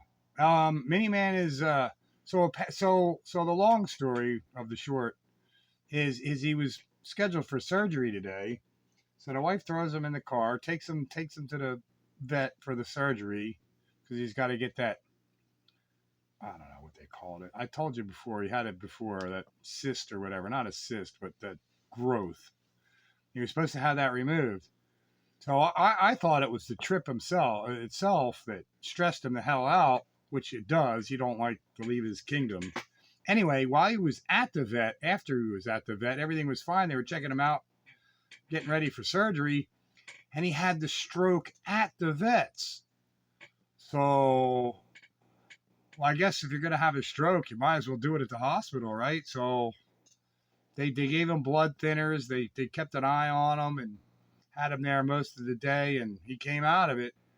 So this evening at home, I'm checking him out and all. He's not 100% himself, but he doesn't seem all that much worse for wear either. So he came out of it pretty well. Okay, so but did they remove the lipoma or whatever that was? Yeah, you got a better memory than me. That's it, lipoma. No, they weren't going to put him in surgery after that because they put him on blood thinners, and you really can't be on blood thinners and get surgery. My modulation says 110, but Oh man, some crap coming in there. Well, hopefully he'll do okay and things will square away. Because sounds to me that he succumbed to the stress of going to the vet for an operation. He didn't like all that, and that probably brought it on. That's what I thought, and that's what I. Whoop. Hey, why am I squealing now? That's what I thought, and they said no. They said no. It could have happened at any time. I'm like, well, I'm going to be skeptical about that statement because I know Miniman, and Miniman is great until he leaves his kingdom. He doesn't want to get in the car. He doesn't want to go for a ride. He'll go for a walk and leave his kingdom, but once you throw him in the car, his anxiety sets in. And he don't like it. So I got to imagine that contributed to at least, okay. So it could have happened at any time, but I think that probably brought it on for sure. But they said no, but I don't know. I think, yeah. For now. Yeah, well, they're not going to admit that anything that they may be even remotely responsible for. They're not going to leave themselves open. That's just a problem. So, Yeah, not hurt. yeah, I'm sure the very first thing they say is deny, deny, deny. I don't, I can totally understand how stress would bring something like that on. It's getting hot. Yeah, and Mini-Man gets stressed when you put him in the car. He don't like it. He don't want. He's like, oh no, I'm leaving my kingdom. I don't want to go. So he's not thrilled. Ty, sure, let's go for a ride. I don't care. Wherever you take me, I'm going. But Mini-Man, unless he walks away from his kingdom on a leash, he don't want to leave his kingdom. He leaves his kingdom, he's a wreck. He's king of his kingdom, but outside of his kingdom, he stresses out, wigs out, anxiety and all. My little sister just took her beagle to the vet today to have some kind of cyst removed. Yeah. Well, my Sheltie was supposed to have lipoma removed today, and at the vet's, he had a stroke, so they didn't. Right now, it's all up and down the East Coast. That's sorry to hear. But, I'm going to sit back for a little bit. There's a lot of skip coming in right now. Yes. Yeah, so where's Night Ranger? Yeah, right? Let me see if he's still on the instant message here.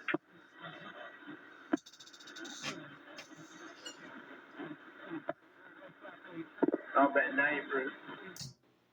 Yeah, there's some skip land out there, but we can talk through it. No problem. 441, Countywide Radio. Amplitude modulation, classic radio roundup, hi-fi edition.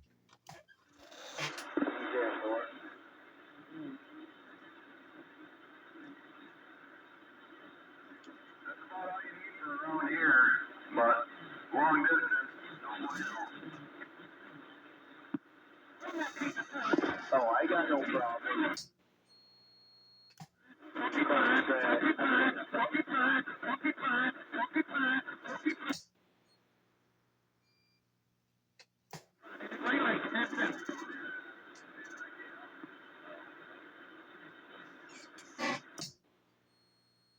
Oh, man.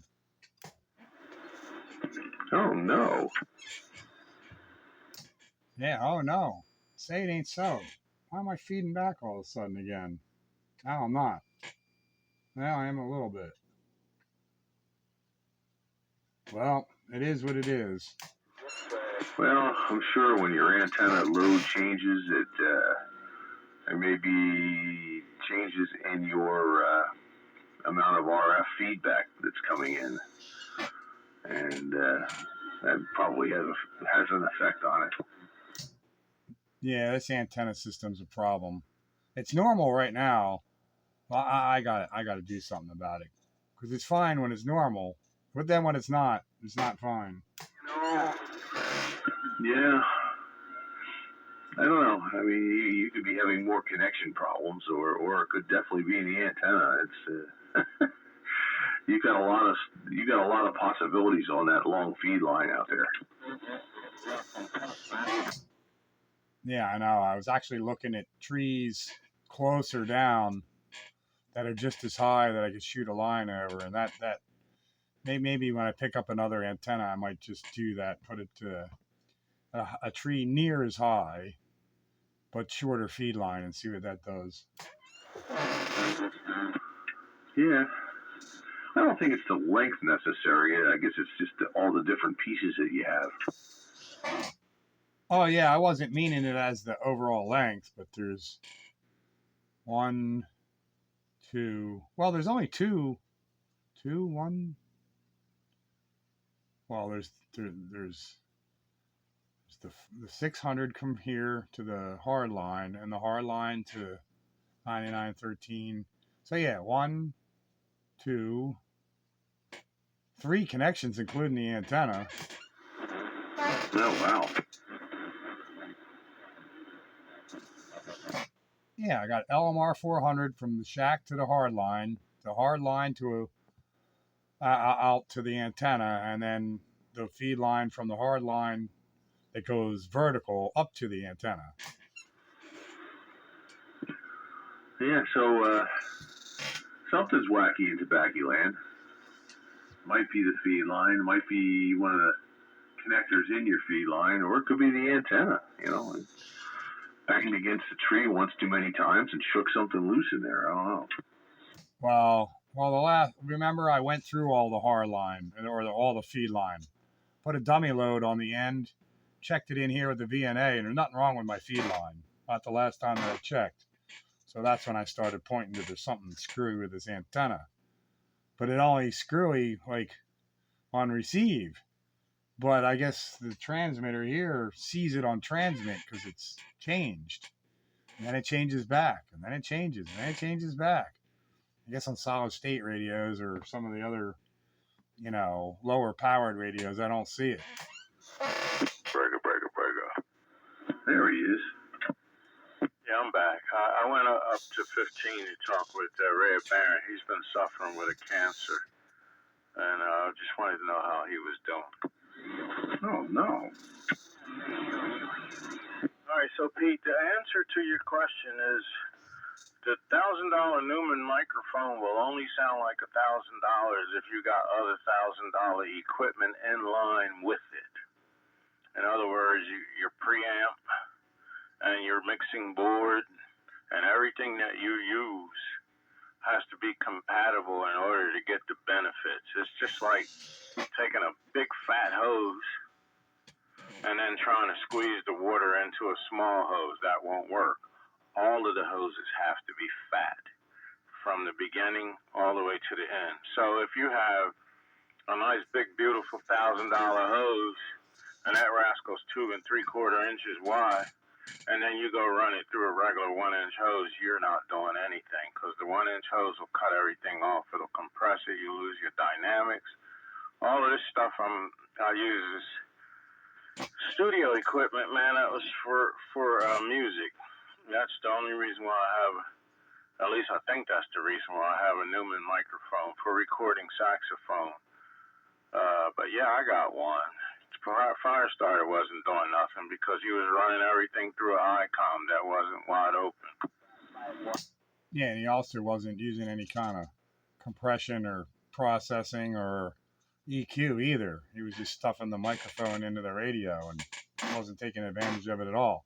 So I guess then I'm doing way ahead of the game because you agree that I'm sounding pretty good. So I got $0 into the microphone, $30 into the microphone preamp, $30 for the EQ. So what are we up to? $60. $66 for my compressor processor. So 60, 90, 93. I got $93 into it to sound like this. Well, that's not bad. Yeah. So I guess that means Bagger got to go to the bank and get his money out. Why is that? So that you can have all that stuff going on, because it looks like to me there's a new wave. A new wave. Everybody. Well, I tell you what, that motor mouth mall guy, he does direct injection, if I'm not mistaken. He bypasses, I think he goes directly to the modulation transformer piece. So there's a whole lot involved here. Yeah, well, this same equipment goes on my DIY, which you'll hear next week on 160 meters. That transmitter takes full advantage because it's already wide. 6aug25 told me how I can get the most out of this into the B&W by skipping the first stage audio amp, but I'm not modifying it. It's too much like a restored classic car. I'm just not gonna mess with it. If I can take a little bit of an advantage with it this way, stuffing it in a microphone plug and it sounds better than a regular microphone, that's fine with me. I'm not gonna get crazy with that. I got other projects that can get Frankensteined and do weird stuff, but I'm not going to do it to my B&W.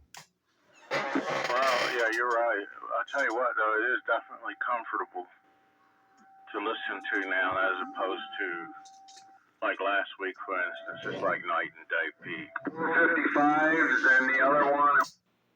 Yes, I've already made improvements. It sounds nice, and I'm satisfied with sounding nice. Yeah, I'm not familiar with that number. 2879? Who are they? They out in the distance or what? Are they here or they DX? That's Skipland. 455. I just got my name called while I was down there with Red Baron, just checking on his health and his welfare. And Crazy from Grenada came in here, and of course he was my first contact in Antigua. And I was like blown away because I didn't know it was a such thing as reaching that far back in those days. He's still hanging in there. I told him, I said, it's been about 15 years ago. He still remembered you? No, I remembered him, so I just drill my name. I'm like, Crazy, you were my first contact. That's a 455s are supposed to take per transistor. Wow, somebody calling night train, but the skip got you. Film 455s. Who is it? Which is about the same thing. And that one I was at Yeah, I can't make no heads or tails out of that. Those guys got my receiver. 25. I jumped up a little bit to 38 and Michigan zooming in down here. Roger that. So what was the story on that microphone number I gave you there, Joker? The 103 and 102, 103, they're similar. They're just two different, little bit different models with frequency response and whatnot. And like I said, the 87, 47 are more known for the vocal. But since he's in the news right now, I'll bring it up. Like a lot of podcasters, like Howard Stern, he always used the either the 102 or the 103. It's a little bit more of a compact microphone. You get about 100. I can't even remember which one I told you I had. Oh, it's the 102. It's the 102. And it's called a P48.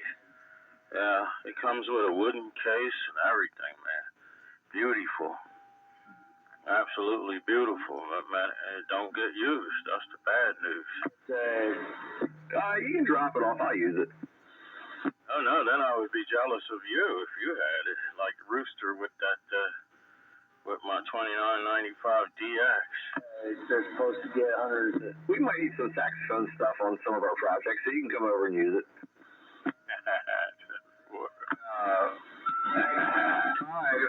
That gets about 250 on sidebands. Yeah, so I got the 102. I better put it back before something happened to it. I just got it out to check the model number. What's it worth, Joker? Those are, depending on where you buy it, obviously there's a bunch of different price points, but that's like $800 or so. Yeah, it's funny, I just bought a clone of one of them, and it is the most junky inside that you could ever imagine looking at for a microphone, but it sounds really good, and I paid next to nothing for it on eBay, because I lowballed a guy and he took it, but I don't have any Neumanns here, but I have a few that I circuit bent or, changed the circuitry in them, changed the capsules to clone like the UAE 7s.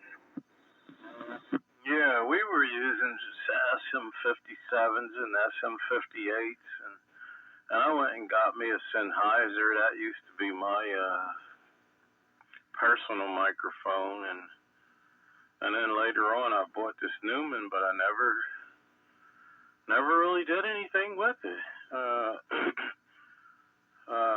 First and foremost, with the hi-fi and on the radios, I know the radio itself has to be opened up to pass those frequencies. I knew about that sort of thing when I was younger in the studio world. They talked to me about frequency response. And if there's one item in there that can't pass those frequencies, it'll knock you right back where you came from.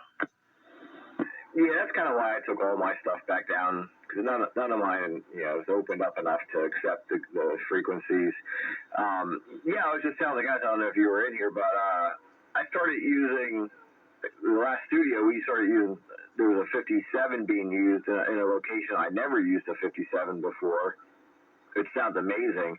And I did that Make Music Up a Perk where I recorded every band that I did sound for, and I had 2 drum sets when I had to mic up for the day. But I literally only had 2 microphones and 2 inputs for them, because I only took a small portion of gear.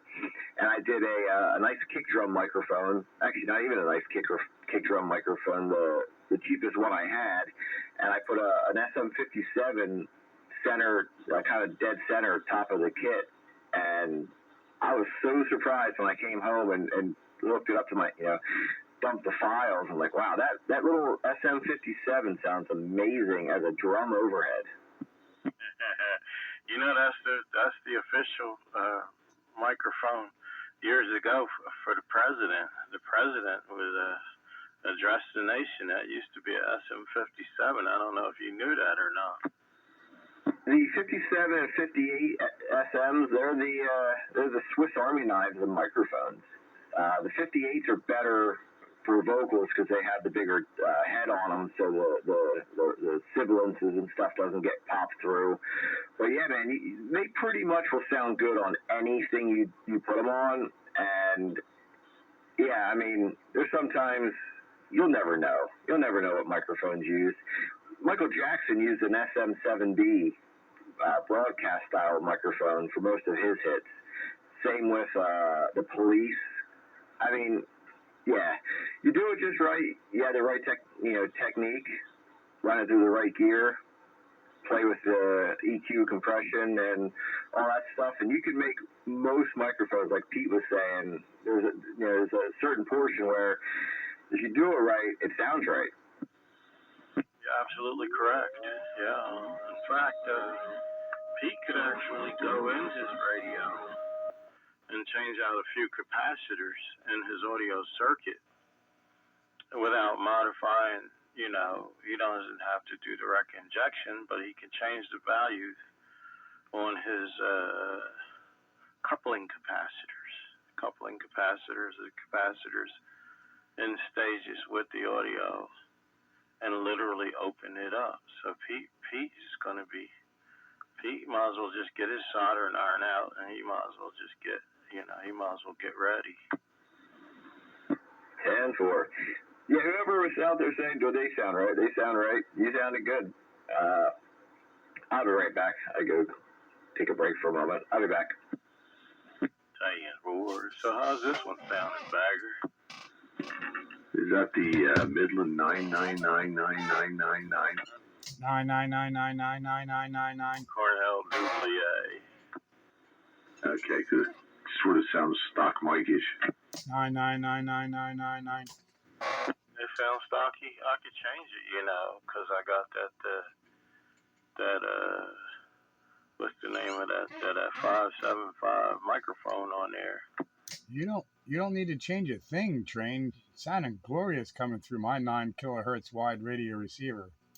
Oh, that's right. You got a wide receiver, so you should be able to appreciate it. Yeah, but you're not wide.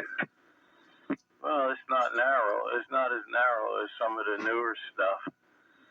Oh, I don't know. I mean, most of these CB radios are designed to pass 300 to 3,500 hertz wide audio. Anything above or below that, not so much. But that sonar, the FS23 passes a little better than that was before the FCC got a hold of them. So you have to get the 23, not the 3023 or the 4023, but the 23. Also, that high gain. 923? Oh, the Utopia. Yeah, well, that'll go down to 100 hertz. That's pretty good for a factory stock radio.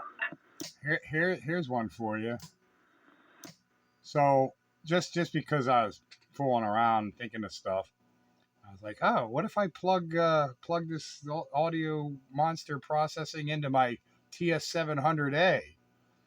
You know, it's because like the microphone and a half for it's not that great. So I thought, wow, maybe I could use this for a microphone. And yeah, I can because I could wire it up, but it'll probably sound good. But I read the bandpass audio for that transmitter, 400 to 2600. I'm like, oh my god. Yeah, that sounds very weak. I remember the TS700 basically is low level modulated, and it passes the audio through the sideband filter. Yeah, that's pretty narrow, 400 to 2600. Yeah, that's contest quality, you know. So yeah, Pete, you're going to be learning about audio frequencies now. Oh, I already knew about it. I just didn't want to mess with it. All right, because now the voice range is from 20 to 20. No, not the voice range. The human ear from 20 to 20,000. The human ear. Well, you'll never get that on one of the radios, but you can get the audio frequency range, which I'm not sure where that starts and how far it go.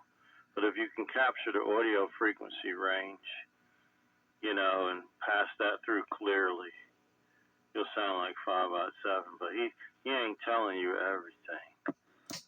Well, 20 to 20K, maybe when I was 16 years old. I ain't hearing that now.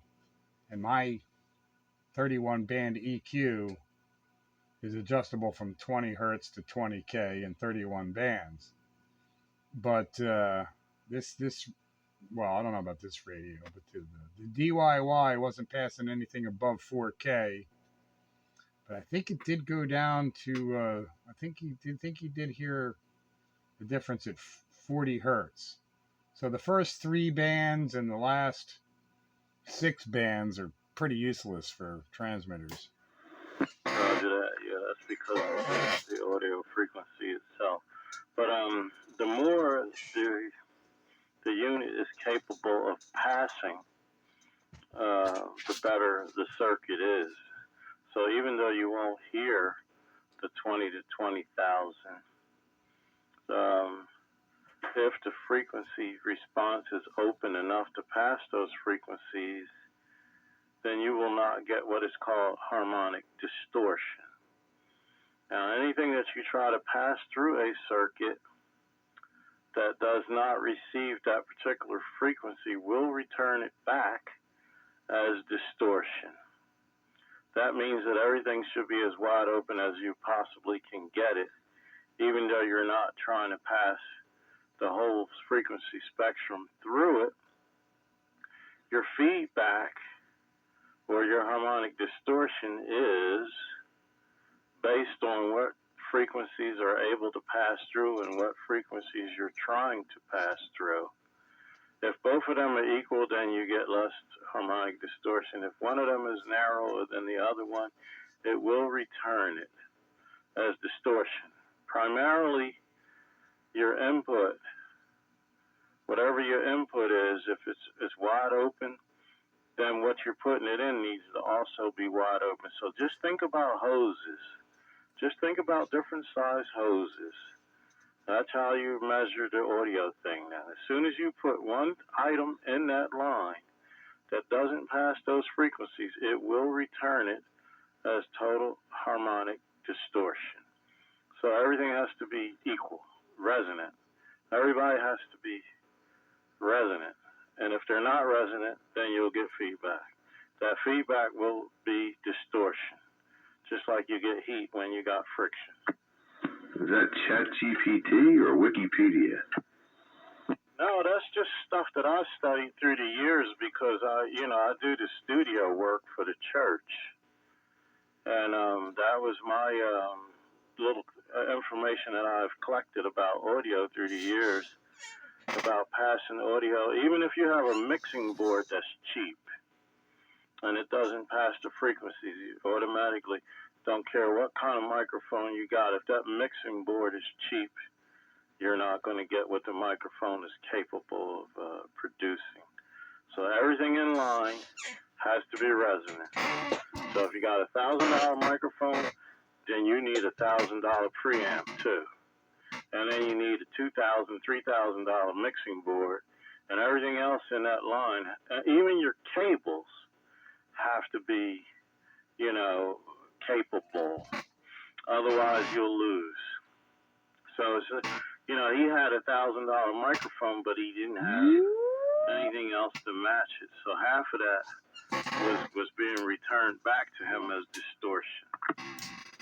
Yeah, there's 400K to 2,500. Was he talking across me all that time? No, I just keyed up when you unkeyed. 400 hertz to 2,500K right now. I've got the low cut and the high cut in. Yeah, it sounds kind of pinched. Well, that's what the Kenwood will pass. Yeah, I mean, it almost sounds like a 2 meter FM rig. Yeah. I figured on my EQ I got the high cut and the low cut, and I'm like, oh, let's narrow this up to what the Kenwood would do and see what it sounds like.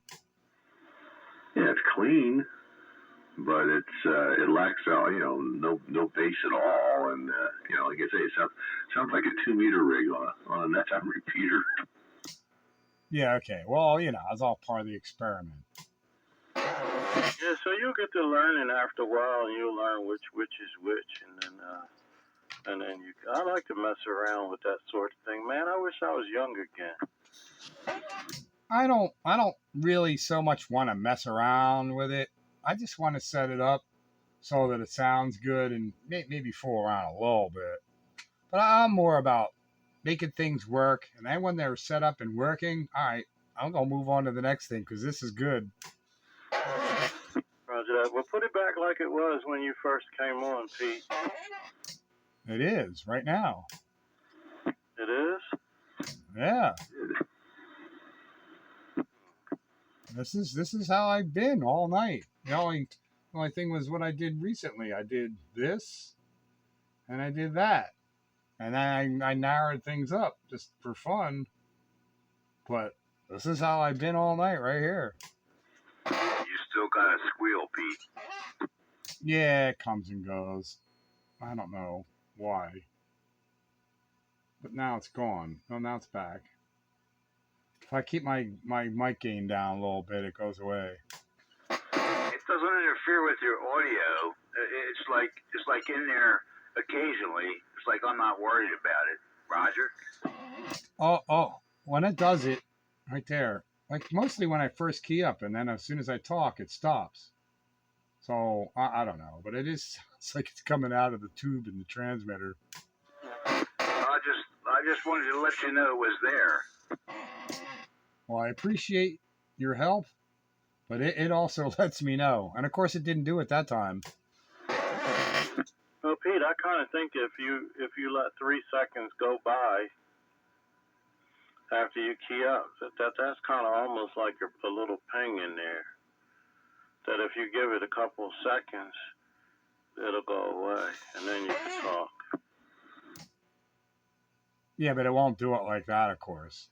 It won't do it on command or consistently. It just does it when it feels like. It's one of those kind of things. And I'd rather it wasn't there at all because, I just don't want it there at all. I want to sound like, well, you'll hear what it really is capable of on 160 on Monday night, especially going through that Super Skyrider Hallicrafters SX28.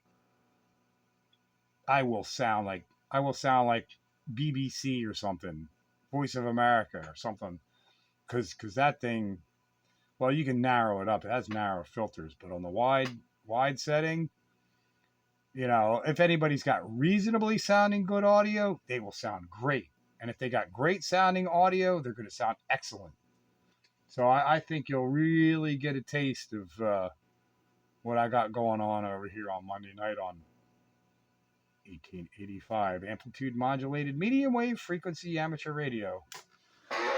Yeah, time to check your frequency again. Well, you know I can't do that unless you transmit. Okay.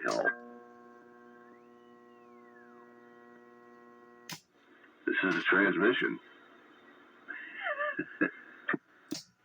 Well, that's really weird because I was zero beated with you, and I rocked to either side and wound up where I started.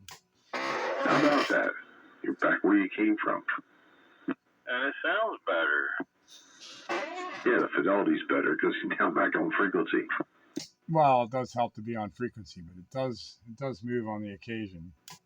Yeah, I don't have a problem with that sort of thing as long as, you can turn a knob to get back on.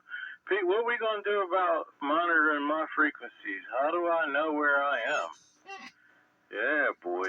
When we hook, well, I guess I'll ask you those questions on Monday, huh? Well, if you had a frequency counter, that'd be extremely helpful. But if you don't have one, you wait till somebody's on frequency and then you zero beat them. And if you don't have any of that, for the time being, you got 6aug25's 1885 crap stole installed. What is that? What is what? 6aug25's 1885. What install? You know what a crystal is, right? Yeah. Well, he has loaned you an 1885 kilohertz crystal, which is the frequency we hang out on. All right. He loaned it to me or he gave it to me? Oh, as far as I know, it's on loan. I'm pretty sure he wants it back. Oh, man, I don't generally borrow stuff, man. I buy it, and that way if anything happens to it, I don't have to feel reasonable for it. It's a crystal. There's nothing you can do with it unless you take it out and step on it. It's fine. It's installed. And you can work that out with him on terms and conditions. But, to help you out and get started, you have a frequency that you know that you'll be on, and that's 1885, and the crystal is installed. And he also gave the other one, I think it's 3650. Let me check. Oh, wow. Yeah, so is he coming Monday too? He coming? I invited him. I don't think so, because he doesn't feel like, he feels if he shows up, he's going to get in the way. Why? You guys are going to have a head trip. In his words, I am the engineer on scene, and two engineers on scene are no good. Yeah, I can kind of understand that. Well, I guess I better not show up either. Yeah, Bagger, you could show up, because Pete ain't going to let you, he'll overpower you. I don't care. You make a party out of it. I don't get offended. Yeah, well, I'm getting ready for you guys, man. I got that table built, man. I primed the wood. Yeah, boy. Clean some of the construction mess out of there, tools and saws, and in fact, I'm hoping to have the paint equipment and stuff out of there shortly. There may be still a few things going on, but yeah, it's about ready. Well, to make your life easy for that transmitter, having a frequency counter is pretty nice. But if you don't have one, there's ways around. I mean, when this stuff was new, people were able to find each other, talk to each other without all fancy kind of gear, so it can be done. You just have to have a little technique. But the easiest technique is find somebody on the frequency that you want to be on, or get near, and then zero beat them, and then zero beat the transmitter, and then you tune the receiver, and it's all easy. But having the crystal makes it way easy. Then you're on the right frequency, and then you just dial in the spot the receiver right on it. So it's easy. I'll show you. All right, that's nice. But do you have a recommendation for frequency counter? I mean, what are we talking? There's so many different types of frequency counters out there, and then on top of that, where do we sniff the frequency from? Is there some kind of BNC connector or something on the side of a switch box, or where we pulled this frequency from? Well, the way I always did it, well, there's a couple different ways. When my inline frequency counter was working, I just put it in line with the transmitter and key the transmitter and see where I was at. But not having an inline one, I stick it on an unused antenna port, and that's enough signal there to get into the thing to read. If you have one that you can't transmit through, you just put it on a multi-antenna switch, you put it on the unused port, put an antenna on the thing. It's usually enough to make it read what you're transmitting. So there's a couple different ways. There's a frequency counter kit that Amazon sells. You can buy on Amazon. It's like, I don't know, what did I pay? $16 or $17 from it. It was a kit that I built in a couple of hours. All you got to do is put all the pieces on the board and solder them in. Like, it's super easy. And I built an enclosure for it and put it in an enclosure, and that's my sniffer one. It works on unused antenna port or an antenna on it. Just a little telescopic BNC antenna. You pop it on there and it'll read it. So any frequency you counter you got, we can make it work. Yeah, I was just wondering because they got some, used frequency counters. They're kind of big and they're vintage, but they are nice. I just don't know how to use them. All them buttons and stuff on there. You wouldn't like mine then. What you got, Bagger? Get the CPI frequency counter. That's the one that I like. That's for the through. You can transmit right through it. The CPI makes a frequency counter. Get that one. An A range and a B range, and I think it'll go up to a gigahertz. Oh man! See that, P? But then again, Bagger, you would be wanting me to get the right stuff in here just in case you have to come over to fix your radio. You need the right equipment on the bench. Well, I know you like to spend money, so just go buy a CPI frequency counter through line. I have one. It works great. I got a CPI frequency counter, but right now it ain't working right. It needs a capacitor replaced. You know that CPI base console? Yeah, I had that, but this is not what I'm talking about. It's not the base console frequency counter. It's just a frequency counter. Oh, all right. I know which one you're talking about. It's just a little one, all by itself. Well, I wouldn't really call it little. It's sort of like a pizza box or a small. I mean, it's not real tall, but it's deep. Yeah, I do believe I know what you're talking about. I sold some of them on eBay. Or you can get the $16 Amazon frequency counter kit. That'll work. Yeah, but then I would have to build it and all that. I want to be able to plug stuff in, man. There's too much going on in my life, man. Pious operator. Well, if you don't want to do the kit, you spend a little bit of money and they have a already made one. You just buy that. You spend a little bit more money.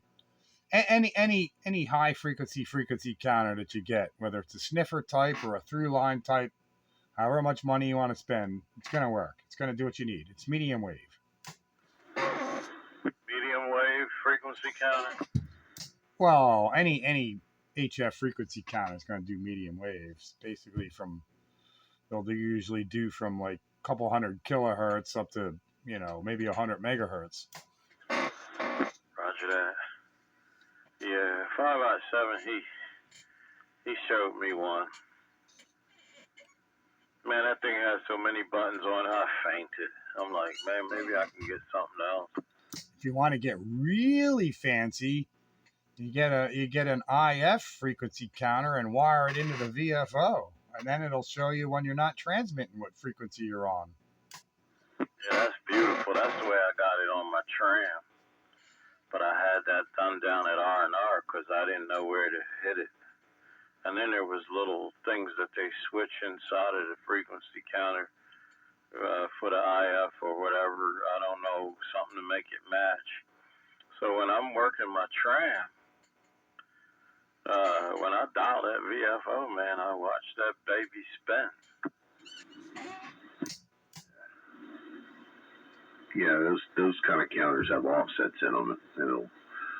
It'll compensate for any frequency deviation from normal. They work out real nice. That's how you can get things to count during receive. Anyway, it's about time for me to say goodnight. I gotta go get ready to go 10 toes down, or up, or sideways, or whatever. So, Pete, did you do a gate tonight? Yes, of course I did a gate tonight, and I'm right behind you. I was just gonna say that. That's it's all fun, enjoying myself, but I gotta get in the horizontal position myself, so I could carry on with this for a while. That's another way to consider, though. One of them VFO type frequency counters that got the offset, and you can see what you're doing without transmitting. But the simple answer is a sniffer type that'll read you when you're transmitting. Anyway, been good fun on the Classic Radio Roundup, but I'm going to sign out and go the other way, and we'll catch everybody on the Sunday night sideband soiree that cares to join. Countywide Radio. Countywide. Barker, do you think the PFC 256 will do it? Probably. Well, we'll see. I'm going to be pulling the plug, so we'll talk about this further, I guess, at another time. All right, 73's guys, Classic Radio Roundup. It is your night train with the after hours. Dave and Pete, catch you later.